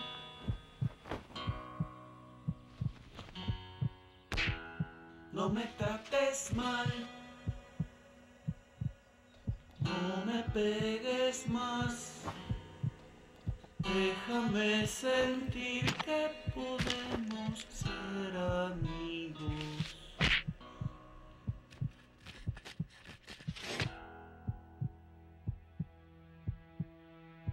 Yo siento lo que sientes, mírame de frente, soy igual a ti.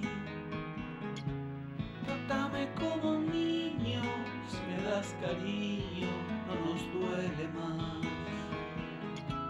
Trátame como un niño, si me das cariño, no nos duele más. Trátame como un niño.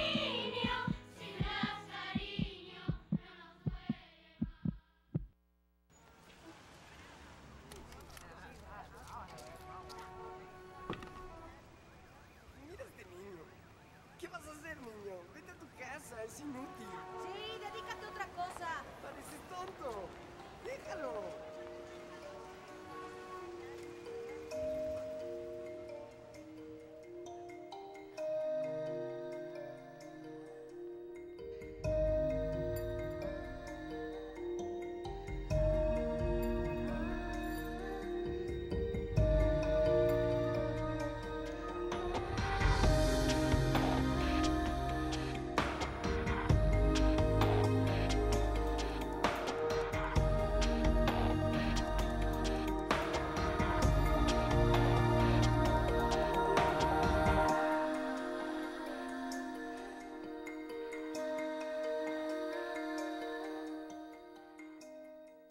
Decían que las drogas era algo chido. No quiero que entres en mi cuarto. Solo era una pregunta. ¡Cállate la boca! No me digas que me calle. ¡Déjame en paz! ¡Vuelve aquí, hijo! Si quieres decirme algo, dímelo en mi cara. A ver. Tranquilo, hombre. ¿Qué? Váyanse a volar. Oye, despierta, dormilón. Pon atención a mi clase. Decían que las drogas era algo chido. Mentían. Descubre la verdad de las drogas. Vidasindrogas.org.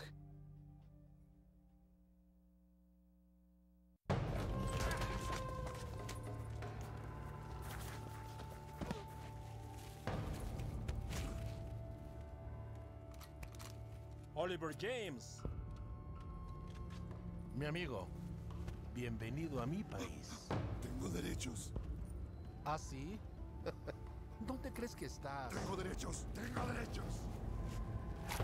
Los únicos derechos que tienes aquí son los que yo te doy. Preparen. 1, 2.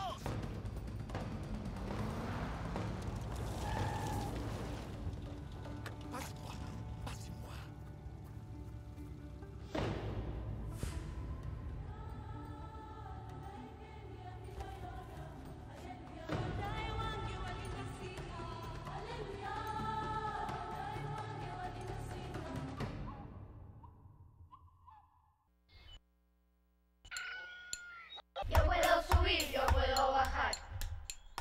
Yo puedo traer, yo puedo llevar.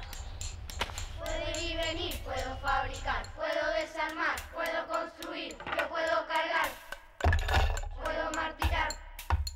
Puedo recortar, yo puedo crear. Yo puedo crear.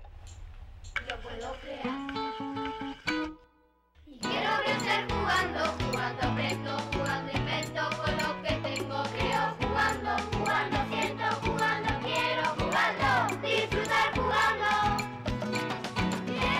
Jugando quiero, jugando puedo, jugando crezco, jugando aprendo, jugando hoy.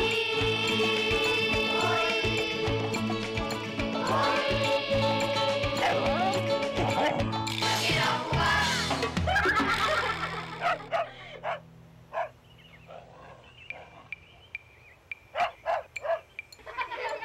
Con mis amigos sueño jugando, jugando siento, jugando quiero, jugando. Eso, amigos, antes tengo mensajes publicitarios. Gingivit enjuague bucal es el complemento ideal de la pasta dental para prevenir y eliminar el sangrado de las encías. Gingivit enjuague bucal deja tu aliento con un fresco sabor a menta. Recuerda, si ya usas pasta dental, complementa el cepillado con enjuague bucal Gingivit. Juntos vencerán el sangrado de las encías. También Birm. Birm, debido a que carece de toxicidad, puede ser consumido por toda la familia, desde recién nacidos hasta adultos mayores, manteniéndolos sanos. Birm, una promesa de vida.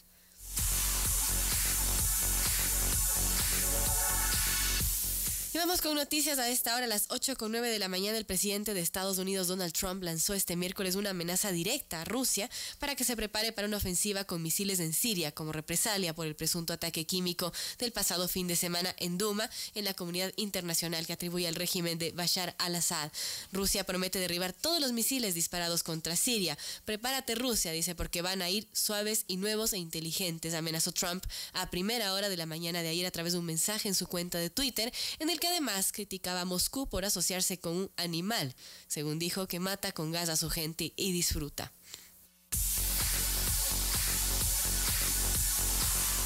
En otro tema internacional, el ejército israelí está en alerta máxima preparándose para una posible represalia iraní después del ataque a una base militar en Siria que se atribuye a Israel o a una posible ataque estadounidense. Así lo informaron medios locales. Según los medios israelitas, las Fuerzas Armadas son conscientes del aumento de la tensión en la frontera norte por una posible represalia de Irán o de la milicia de Shi Hezbollah a causa bien del bombardeo el lunes a base siria T4, bien por un posible ataque de los Estados Unidos al régimen de Assad en respuesta al ataque químico en Duma. Una portavoz del ejército declinó dar detalles sobre esta cuestión. Sin embargo, el bombardeo de esta semana en la base aérea siria cercana a Palmira, del tanto que Rusia como Siria e Irán responsabilizan a Israel, que ni conforman ni desmiente. Se cree que 7 de los al menos 14 muertos eran iraníes. Como consecuencia, Irán ha amenazado a Israel de modo directo el martes y según los medios israelitas, el ejército se toma estas amenazas en serio.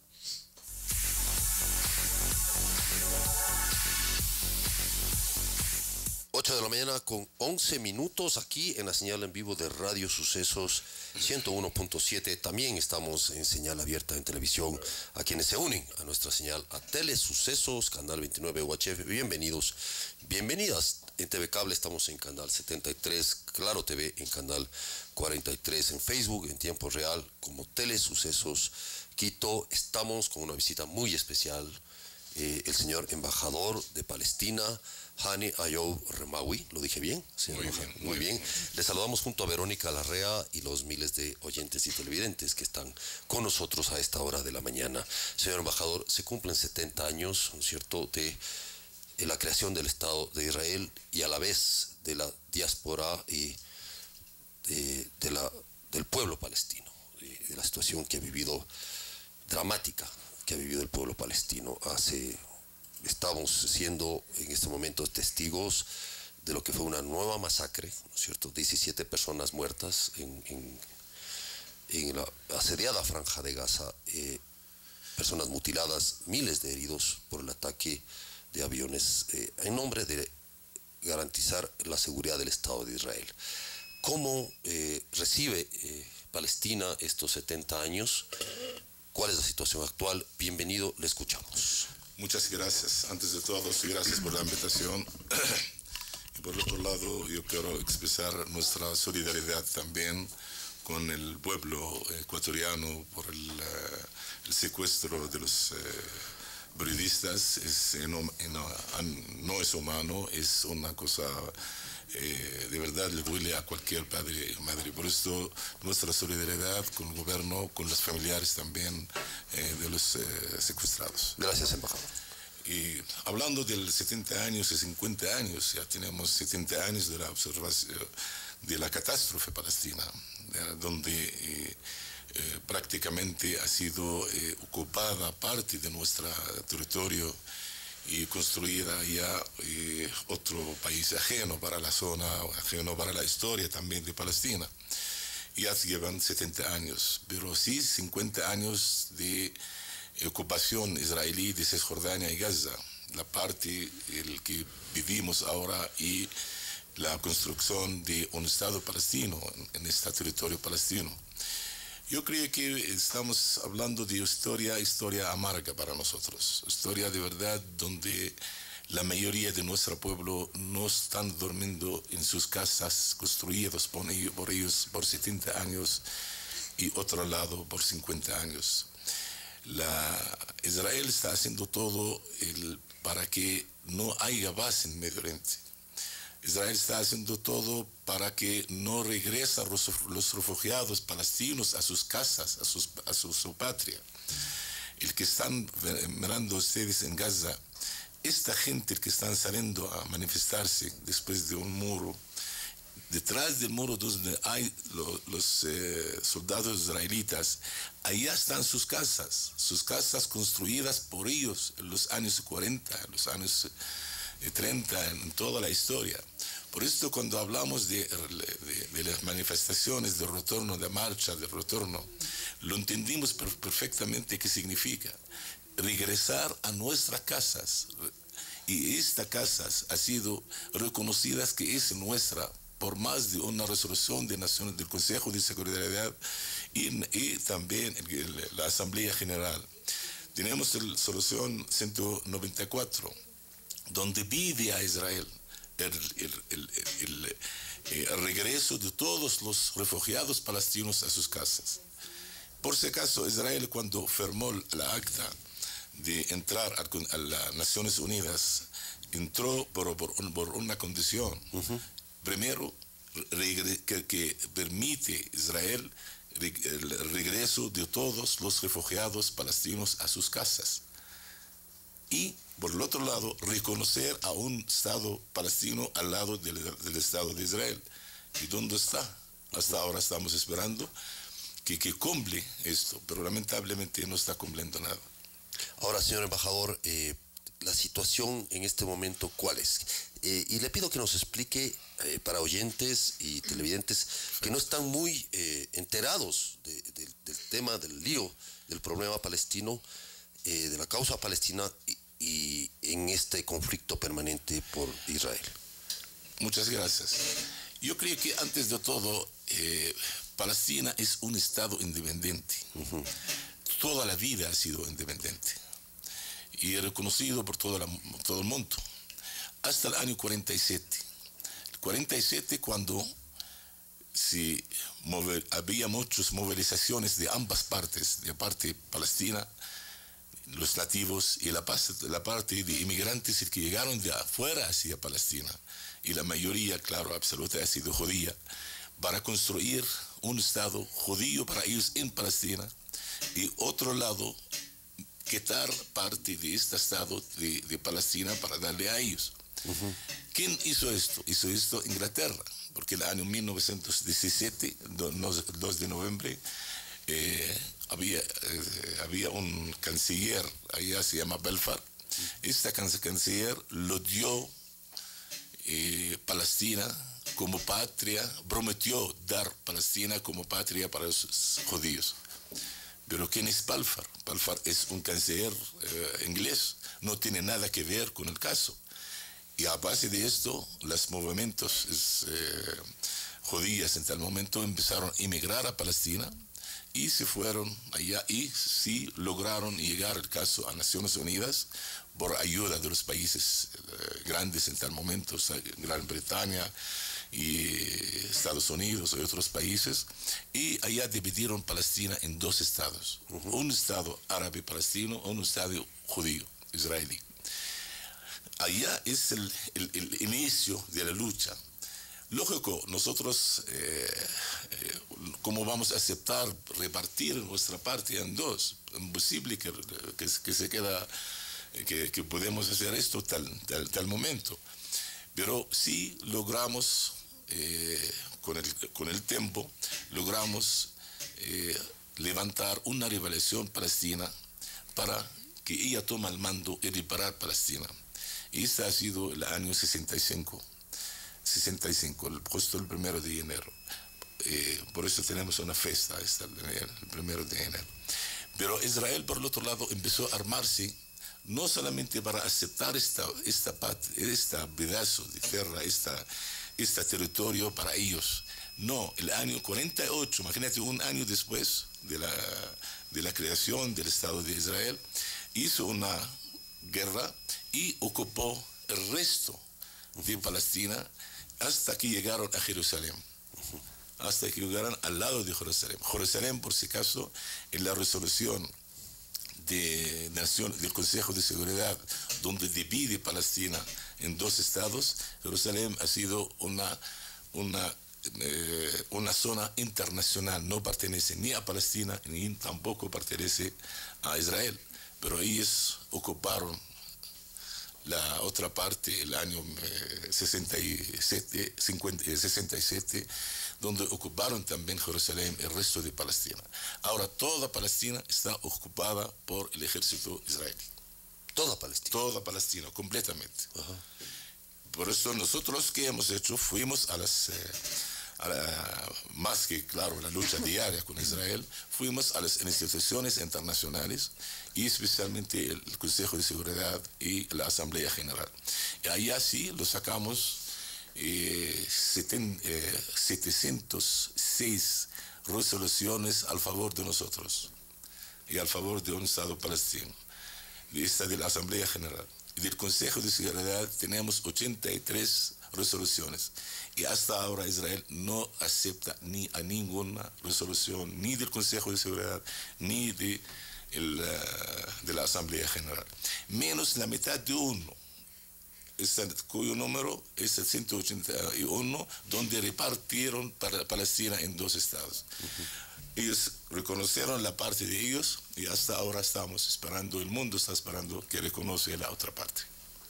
Señor embajador, quizá va a topar un tema sensible y es este tema de Donald Trump cuando reconoció a Jerusalén como capital de Israel. En este caso, ¿cómo ha afectado al pueblo palestino esta decisión, estas declaraciones de Donald Trump, presidente de los Estados Unidos? Consideramos otra catástrofe.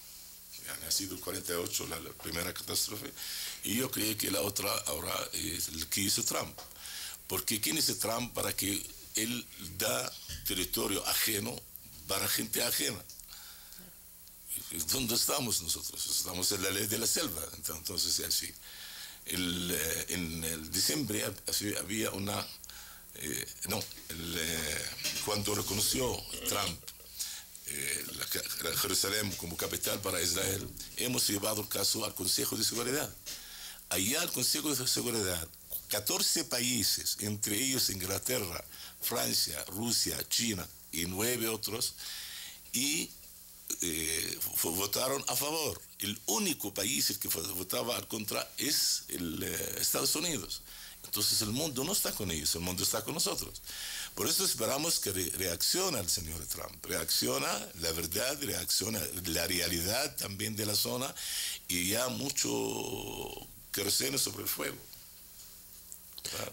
Ahora, ¿cómo se evalúa usted como embajador palestino las relaciones con Ecuador, con América Latina? Muy buena, excelente. Y tenemos una relación con América Latina a favor de nuestra causa, a favor del derecho internacional.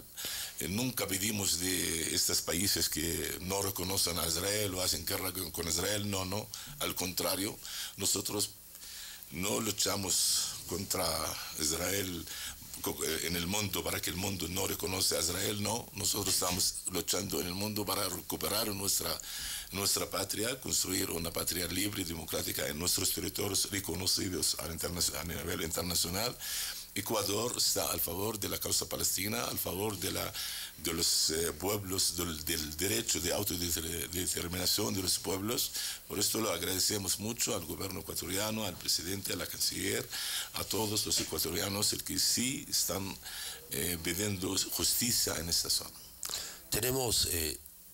¿De cuántos habitantes de Palestina estamos hablando? En el mundo somos 13 millones y medio. 13 millones y medio. 13 millones. ¿Y en Gaza en general? En Gaza y Cisjordania somos 4 millones y medio, más o menos. Ya.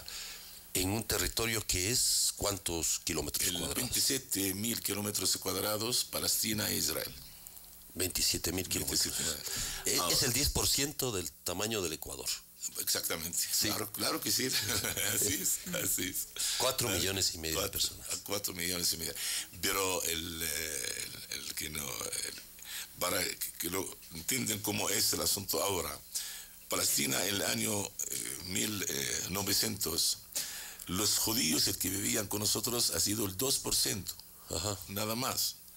El año 1947, cuando crearon el Estado de Israel, Israel tenía 650.000 personas, mientras Palestina tenía más de 2.600.000.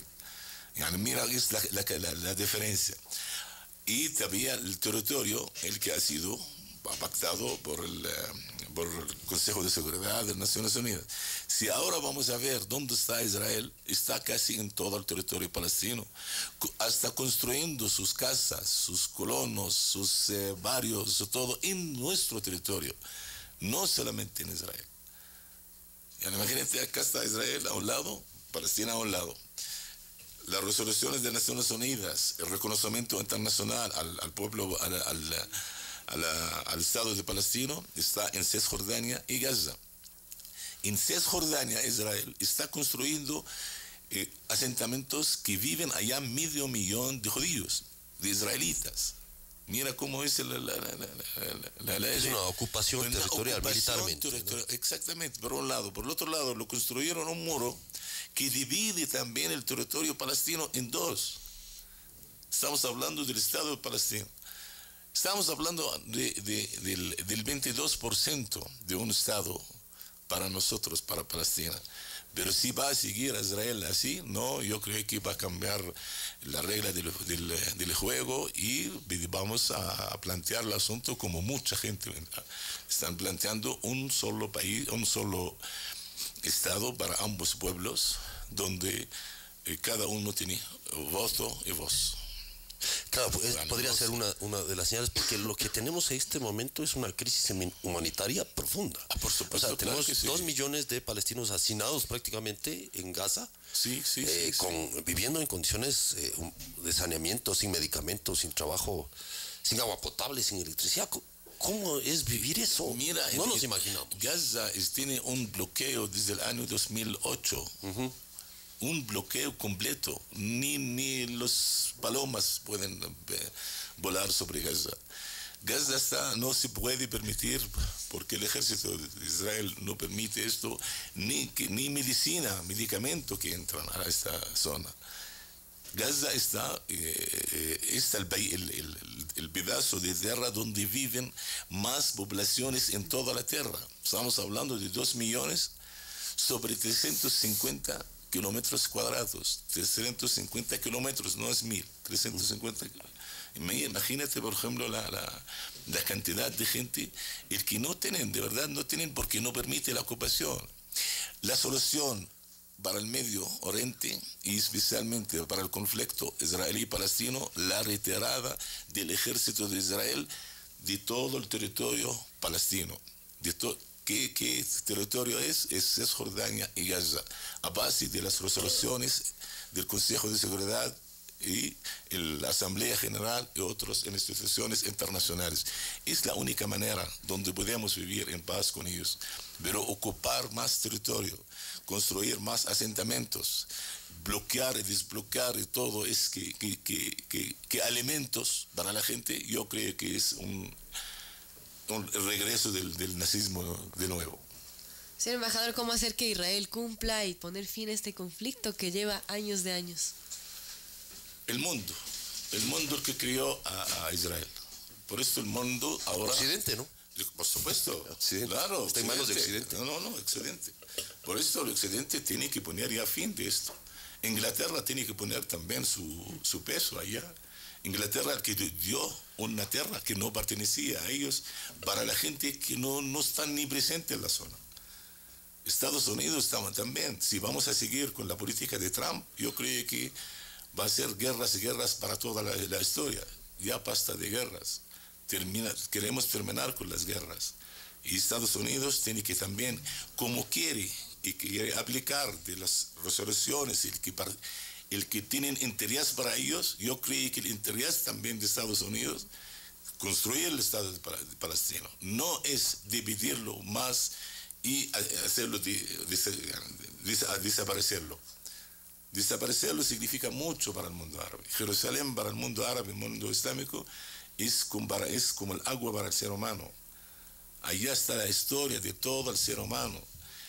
Por si acaso, si estamos hablando de religión y la importancia de Jerusalén, de la religión, la importancia de Jerusalén no solamente para los musulmanes, más que para los musulmanes, para los cristianos.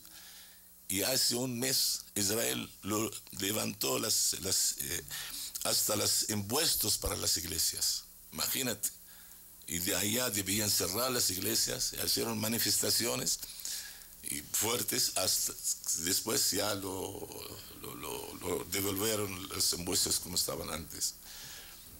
Palestina es cuna de las 3 religiones, no es cuna de una. Israel quiere hacer la cuna del judaísmo. Jesucristo nació en Belén, Jerusalén, y paseaba por Jerusalén, y llegaba hasta Nazaret. Esta tierra de Jesús tiene que devolver para los cristianos de la zona y del mundo también. No estamos nosotros para terminar con todo que la historia de nosotros en Palestina. No, quieren levantarla porque esta historia de la humanidad. Muchas gracias al señor embajador Hani Ayoub Remawi, ¿lo dije bien? Muy bien, gracias. Muchas gracias, señor embajador, por estar con nosotros y por explicarnos también a nuestros oyentes y televidentes la situación en este momento del pueblo palestino a los 70 años de lo que usted llama la catástrofe del pueblo palestino. Muy amable. Bienvenido, buenos días. Buenos días, muchas gracias.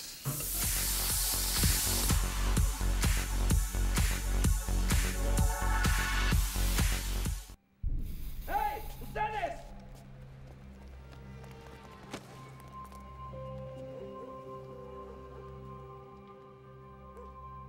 ¡Pon atención!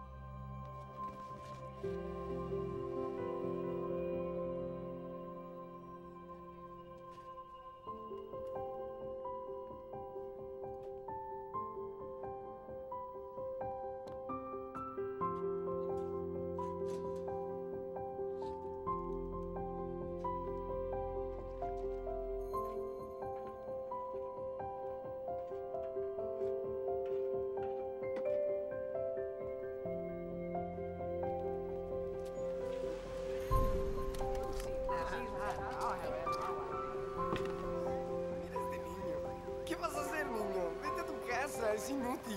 Déjalo.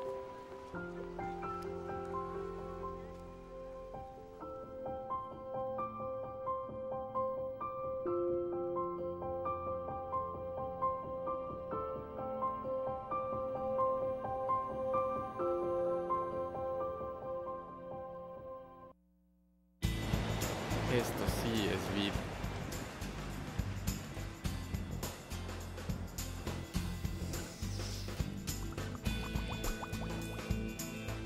Decían que la marihuana no te lleva a drogas más fuertes.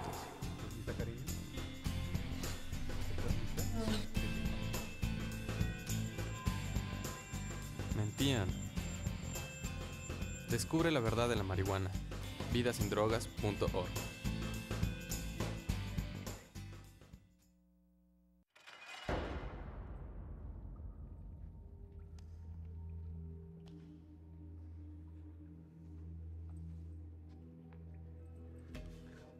¿Hay alguien ahí? Esto no está bien. ¿Alguien me puede decir qué hice, por favor? ¿Alguien me lo puede decir? ¿Puedo hablar con alguien?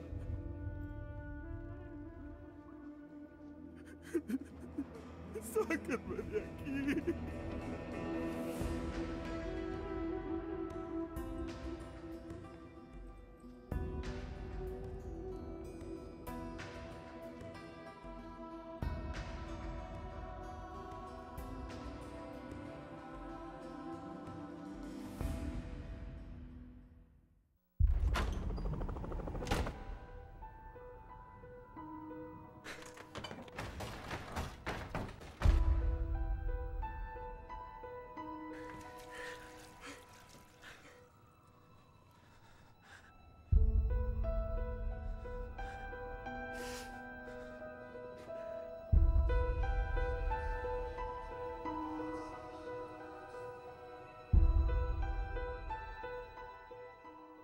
Decían que la primera dosis no me atraparía.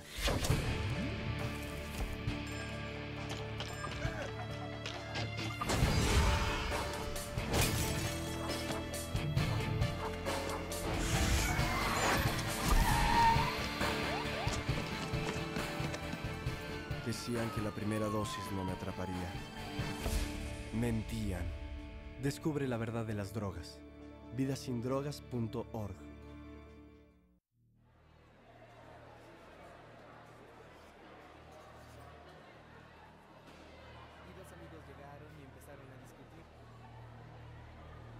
Hola, linda. ¿Qué tal? Hola. ¡No! Ojo, es una carta para Nick. Quiere que se la demos. Nick, léela. Que la lea, que la lea, que la lea, que la lea, que la lea, que la lea, que la lea, que la lea, que la lea, que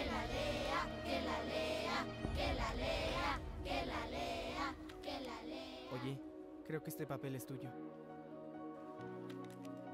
Así no era la broma. Pues no.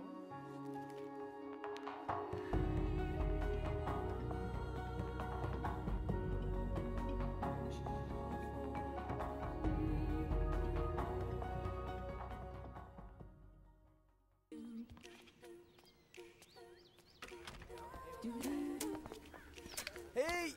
Oigan.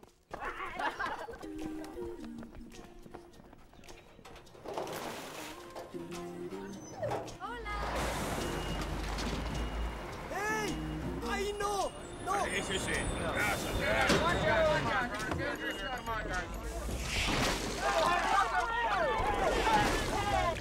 Por favor, a un lado. Estamos tirando aguas negras. Espero que sus zapatos no sean nuevos.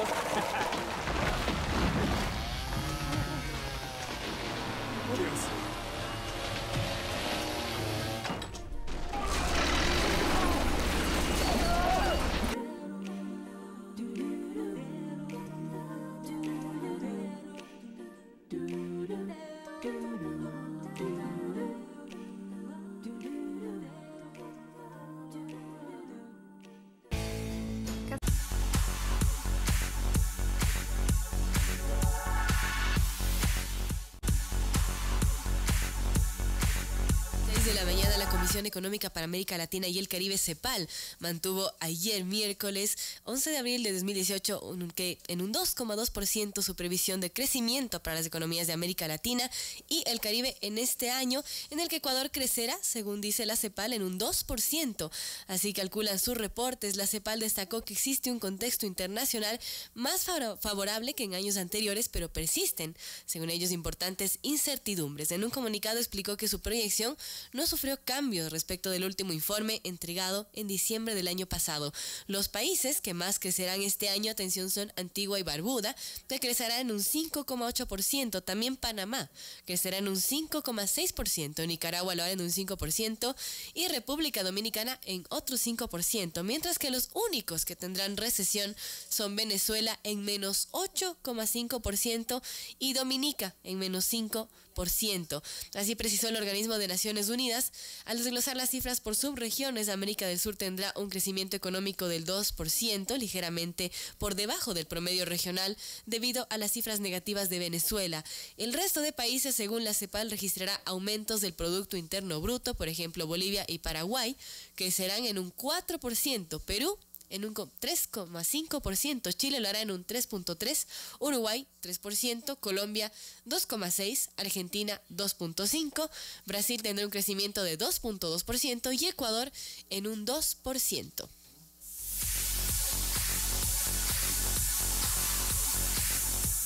En otra información, el colectivo ambientalista Yasunidos acudió este miércoles al Consejo de Participación Ciudadana y Control Social de Transición, esto para presentar una denuncia en contra del Consejo Nacional Electoral por supuesto incumplimiento de funciones. Su queja se da en el marco del proceso de evaluación que efectúa el Consejo de Participación Ciudadana Transitorio y aseguran que se desecharon más de 750.000 firmas que presentaron en el año 2014 para convocar a una consulta popular y evitar así la explotación del parque Yasuní ITT. El abogado de la agrupación, Pablo Piedra, dijo que esperan que se remueva del cargo a los vocales del ente electoral y se determinen, de ser el caso, las acciones legales que sean necesarias luego de la investigación de los hechos denunciados. Se prevé que el Grupo de Liberación del CNE prevé este miércoles otra denuncia en contra del organismo y más denuncias van a presentarse al Consejo de Participación Ciudadana y Control Social, que además ha ampliado el plazo para presentar las denuncias respectivas.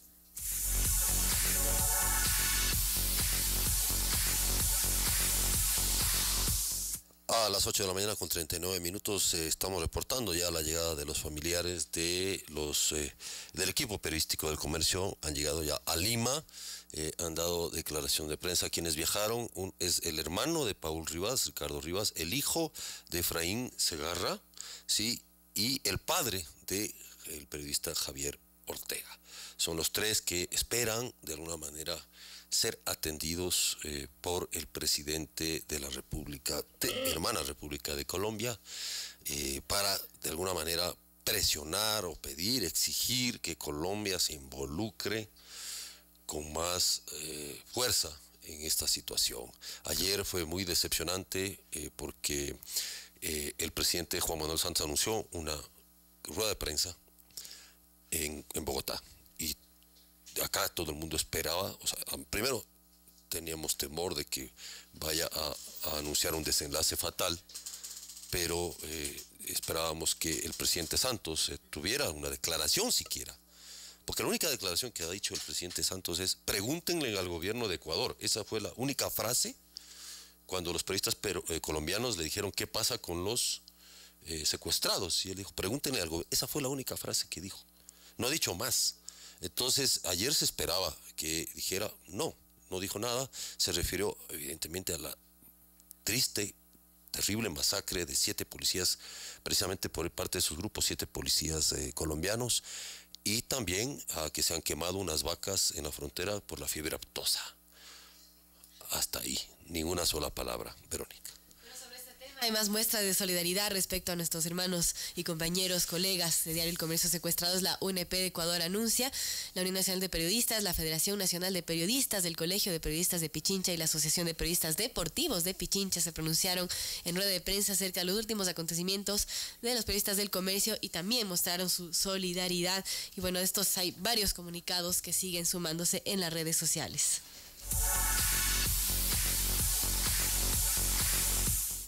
Bien, amigos, tengo mensajes publicitarios. Municipio de Quito, la prolongación de la Simón Bolívar hasta la mitad del mundo está lista. Esta vía de primer nivel conecta la Panamericana Norte con la avenida Manuel Córdoba La Garza con 6 carriles y una ciclovía beneficiando la movilidad de más de 200.000 quiteños. Municipio de Quito dice: juntos trabajamos para vivir mejor. Quito, 40 años, patrimonio cultural de la humanidad. Un mensaje de la Alcaldía de Quito. También Movistar, tus amigos lo tienen, lo has visto en todos lados y hasta lo has soñado. Entonces, ¿qué esperas para tener un iPhone 6? Ven a Movistar y llévatela a tan solo 18 cuotas de $25 más IVA. Te esperamos con una gran variedad de smartphones, los mejores precios, porque Movistar elige todo. Estamos en este momento con el doctor Cristian Mora, es el director de la Escuela Nacional de Mediadores de la Universidad Técnica Estatal de Quevedo. Bienvenido, doctor, gracias por estar con nosotros en este espacio. Estamos hablando de que junto a la Corte Constitucional, ¿no es cierto?, se está trabajando un curso latinoamericano de alta formación en Derecho Constitucional y Procesal Constitucional. Según los datos que tenemos aquí, tenemos ponentes magistrales de la talla de Miguel Carbonell de México, de Hernán Salgado de Ecuador, de Alfredo Ruiz de Ecuador, de Tatiana Ordeñana, Carlos Herrera de Panamá, de Yuri Pérez de Cuba, etcétera, Eduardo Yugar, es decir, connotada gente que habla del derecho procesal constitucional. ¿Cuáles son las connotaciones que tiene este curso? ¿Cómo está actuando la Universidad Técnica Estatal de Quevedo en este tema? Bienvenido, le escuchamos, buenos días. Muchas gracias a todas las personas que nos sintonizan, a ustedes, señores periodistas. Muy bien, gracias a Dios, la Universidad Técnica Estatal de Quevedo en este proceso de vinculación y sobre todo en este proceso holístico donde hemos podido vincular nuevos escenarios, como en este caso dentro del proceso de graduación que tenemos, hemos desarrollado conjuntamente con Latin Juris, una firma de juristas de diferentes países de Latinoamérica, un evento que se va justamente hoy día a oficializar a partir de las 10 de la mañana en la Corte Constitucional, como usted mismo lo manifestaba.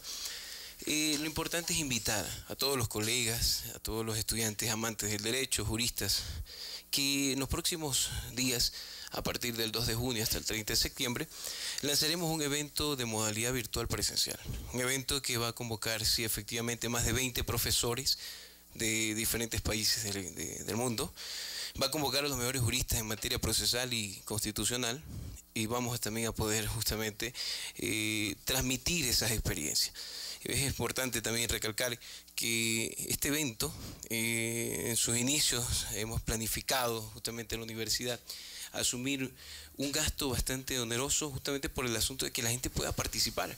Hemos planificado una estructura en el aula virtual donde todos nuestros participantes podrán ingresar como para una población de no más de 10.000 participantes. Un evento que es gratuito, un evento gratuito de muy alto nivel, donde se va a certificar con 318 horas a todos los participantes en estos 3 meses de clase. Doctor, usted director de la Escuela Nacional de Mediadores, ¿cuál es el sentido de tener una Escuela Nacional de Mediadores? Porque claro, quienes no estamos vinculados con el derecho y entendemos que una justicia independiente, una justicia efectiva es garantía de democracia, ¿no es cierto? De la democracia.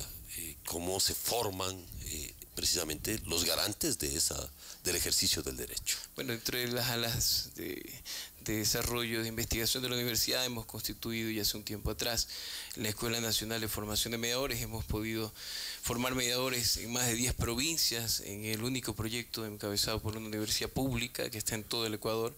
Hemos podido formar mediadores por 2 ediciones aquí en la ciudad de Quito, en asocio con la Universidad Andina Simón Bolívar. Hemos podido establecer una línea aproximada de 370 mediadores en todo el Ecuador. Hemos tratado no solamente de formar mediadores, sino también gestionar centros de mediación en las provincias que no existen.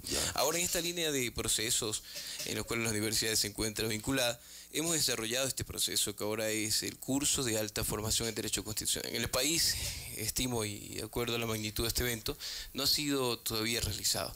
Creemos que este aporte que no solamente la Corte hoy con su aval le otorga a este evento, es un evento que va a guardar justamente un proceso histórico, porque la magnitud de lo que se está procurando lograr, a dónde llegar, va a ser justamente de gran escala. Agradecemos a las diferentes universidades que se están sumando.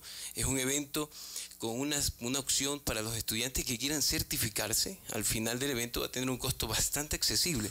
Hablamos de estudiantes $60 y de profesionales hasta en $90. Cabe mencionar que son 2 modalidades. La modalidad virtual, que son 12 semanas en 12 módulos, y la etapa presencial, que es en el mes de octubre, 3, 4 y 5 de octubre. La virtual es el 2 Desde el 2 de julio hasta el 30 de septiembre.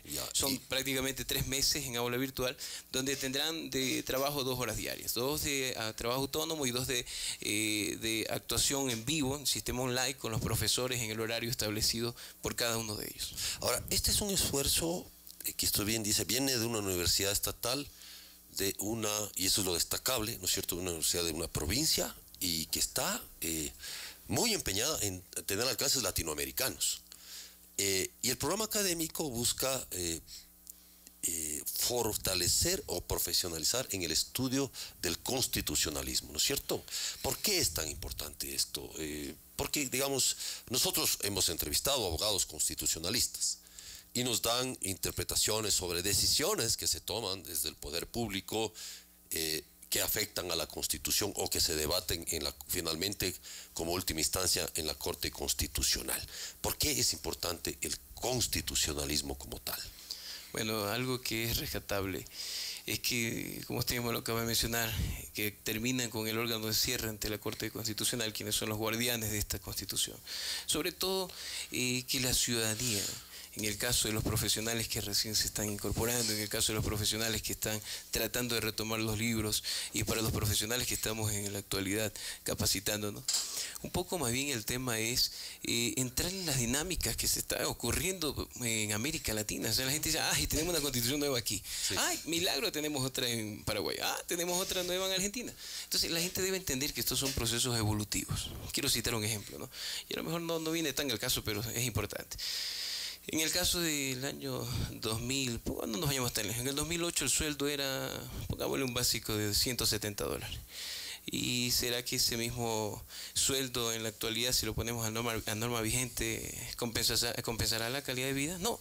Entonces, esto tiene que ser procesos evolutivos en el tiempo. Y es necesario que los procesos constitucionales siempre vengan y lleven la expectativa a la cual la ciudadanía espera un respaldo, y qué mejor que con estos actos de capacitación la gente entienda y pueda disipar dudas en los cuales se vean que sus derechos no solamente se encuentran resguardados, sino que también se encuentran en esa línea de investigación, que lo está haciendo América. Vienen, como bien lo mencionaba, grandes exitosos profesionales desde Perú, desde México, de Argentina, Paraguay, Uruguay, de Salvador, de Costa Rica. O sea, lo importante de la diversidad del conocimiento. Sabemos que no tenemos, mucha gente dice, ¿cómo así de Quevedo vienen a formar mediadores al principio a Quito? ¿Cómo de Quevedo fueron a Ambato, Guayaquil, Machala, Riobamba, Ibarra, Puyo, pues en fin, nombraron muchas ciudades? Entonces, lo importante es identificar, y que esto es mucho más histórico que evolutivo.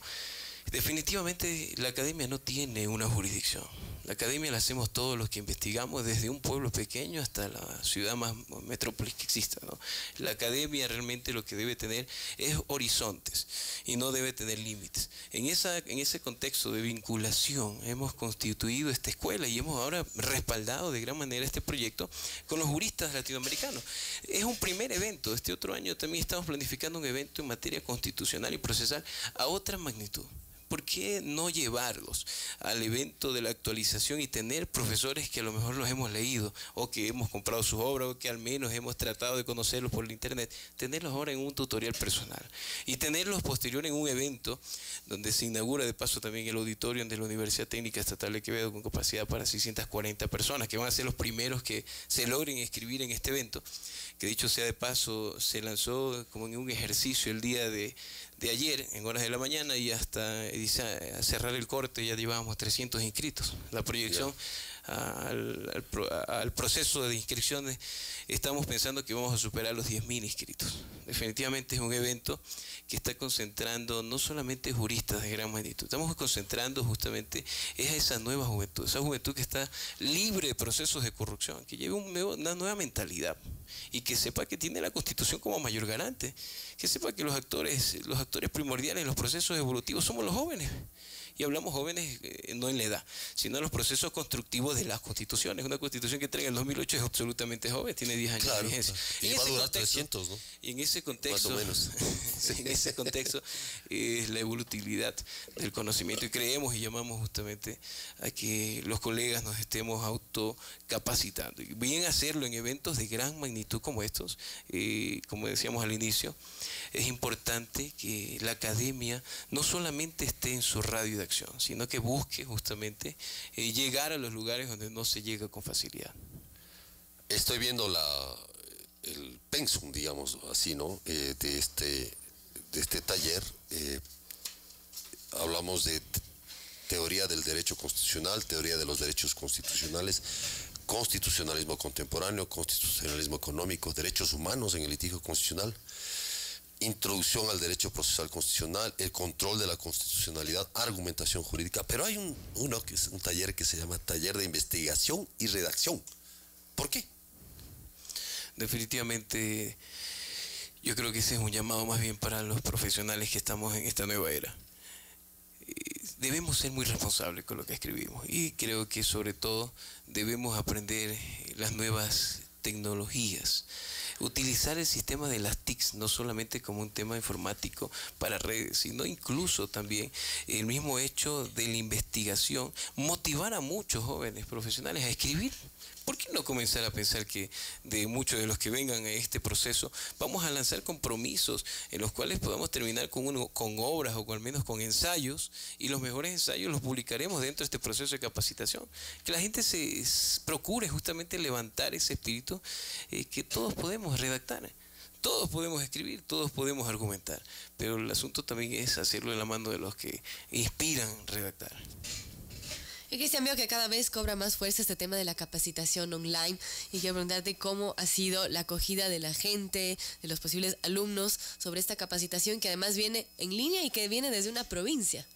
Bueno, básicamente el evento vamos a hacerlo en los diferentes países. Inicia la primera capacitación, citemos Colombia. Inicia en Colombia y tenemos un aula virtual para todos los estudiantes, 10.000, 20.000 todos, y van a tener un ingreso en sistema online y posterior, y en el acto inmediato también tenemos un stream para hacerlo en vivo también. Entonces la gente podrá verlo tanto en el aula virtual como también podrá verlo a través de las redes sociales, Facebook, Twitter, Instagram, Twitter, o sea, en todas podrán observarlo.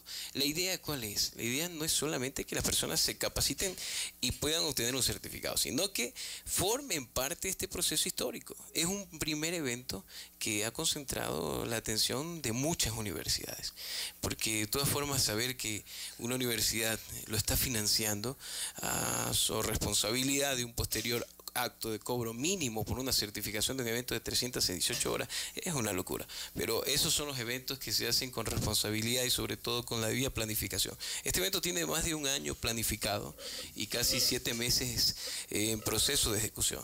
Hablamos que no es un evento que se ha realizado esto en corto tiempo, sino más bien un evento de desarrollo a largo plazo. Y creemos que estos 3 meses de inversión en tiempo para los colegas va a representar también un mejor proceso y vamos a permitir que la gente también argumente de mejor forma. Y ahí entra una pregunta que muy común hacen, ¿no? Dice, pues, ¿cómo es eso? A ver, ustedes enseñan a litigar, pero también enseñan a mediar. Vamos a la Constitución. A ver, los procesos constructivos también no solamente son ordinarios, también hay que agotar las vías del diálogo. Este gobierno creo que ha dado muy buenas señales de que quiere impulsar el proceso de diálogo. Obviamente un diálogo más ejecutivo, más político, pero nosotros estamos impulsando un diálogo praxis, un diálogo con mediadores. Ya nuestros mediadores están presentando justamente antecedentes ante la sociedad. Es que la mediación debe ser el primer paso, creo yo, es por sentido común, antes de entrarse a una pelea judicial. Definitivamente que sí. Tienes que tratar de mediar, ¿no? Primero agotar el diálogo, ver si es posible llegar a un acuerdo. Si se pelea la pareja, entra la suegra, o sea, a mediar. Es lo normal, o sea, pero... Por ahí Mónica dice, no. Se ríe Mónica.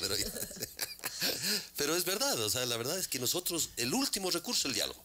Ya cuando nos hemos terminado de matar entre todos, a ver, ahora sí hablemos. O sea, entonces, claro, es todo lo contrario, ¿no? Y eso en derecho se aplica, evidentemente. Definitivamente la Constitución lo respalda como un método alternativo. Siempre he hablado de eso en las conferencias, ¿no? Que ya definitivamente el método alternativo de solución de conflictos no es ya tan alternativo. Tú presentas una demanda laboral, civil, inquilinato, de cualquier naturaleza, te derivan a mediación. Entonces, eso hace que realmente el método tome una efectividad. Nuestro centro de mediación de la Universidad de Quevedo por segundo año ha logrado constituirse dentro de los estándares de calidad como el primer centro que cierra con el 99% de acuerdos totales en audiencias instaladas. Esto es decir, de cada 100 personas, 99 logran acuerdo. Y algo más, sorpréndase.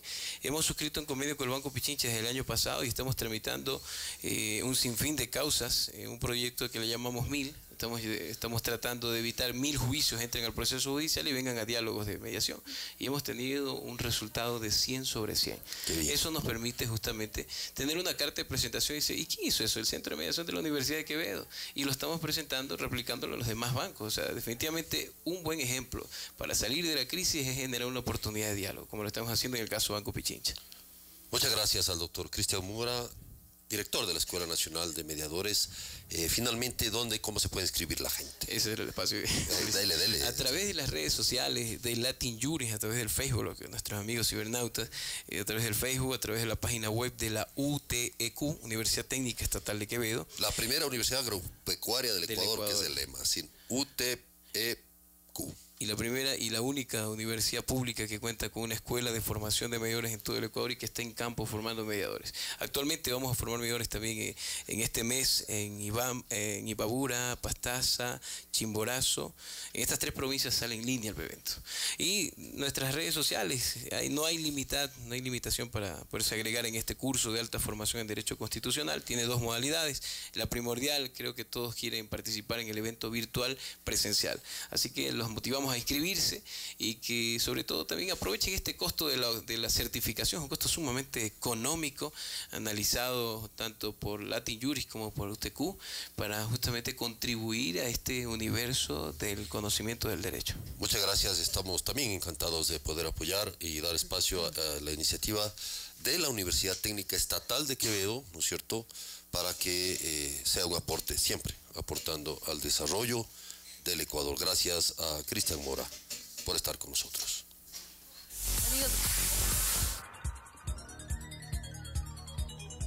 Las opiniones vertidas en este espacio por la producción y dirección del programa son de exclusiva responsabilidad de sus autores y de quienes intervienen en ellos.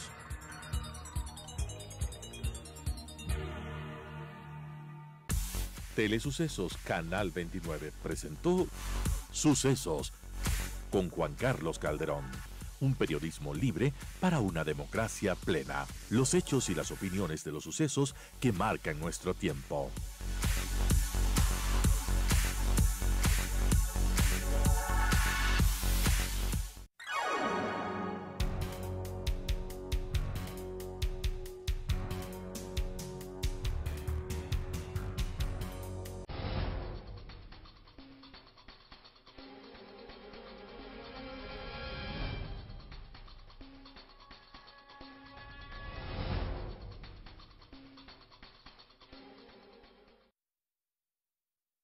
Estoy tan orgulloso de ti. Eres imparcial, objetivo y sincero. Has aprendido lo que necesitas saber. Así es, Diario La Hora. Llegamos cada mañana con la mejor información en el tamaño ideal. Diario La Hora, lo que necesitas saber.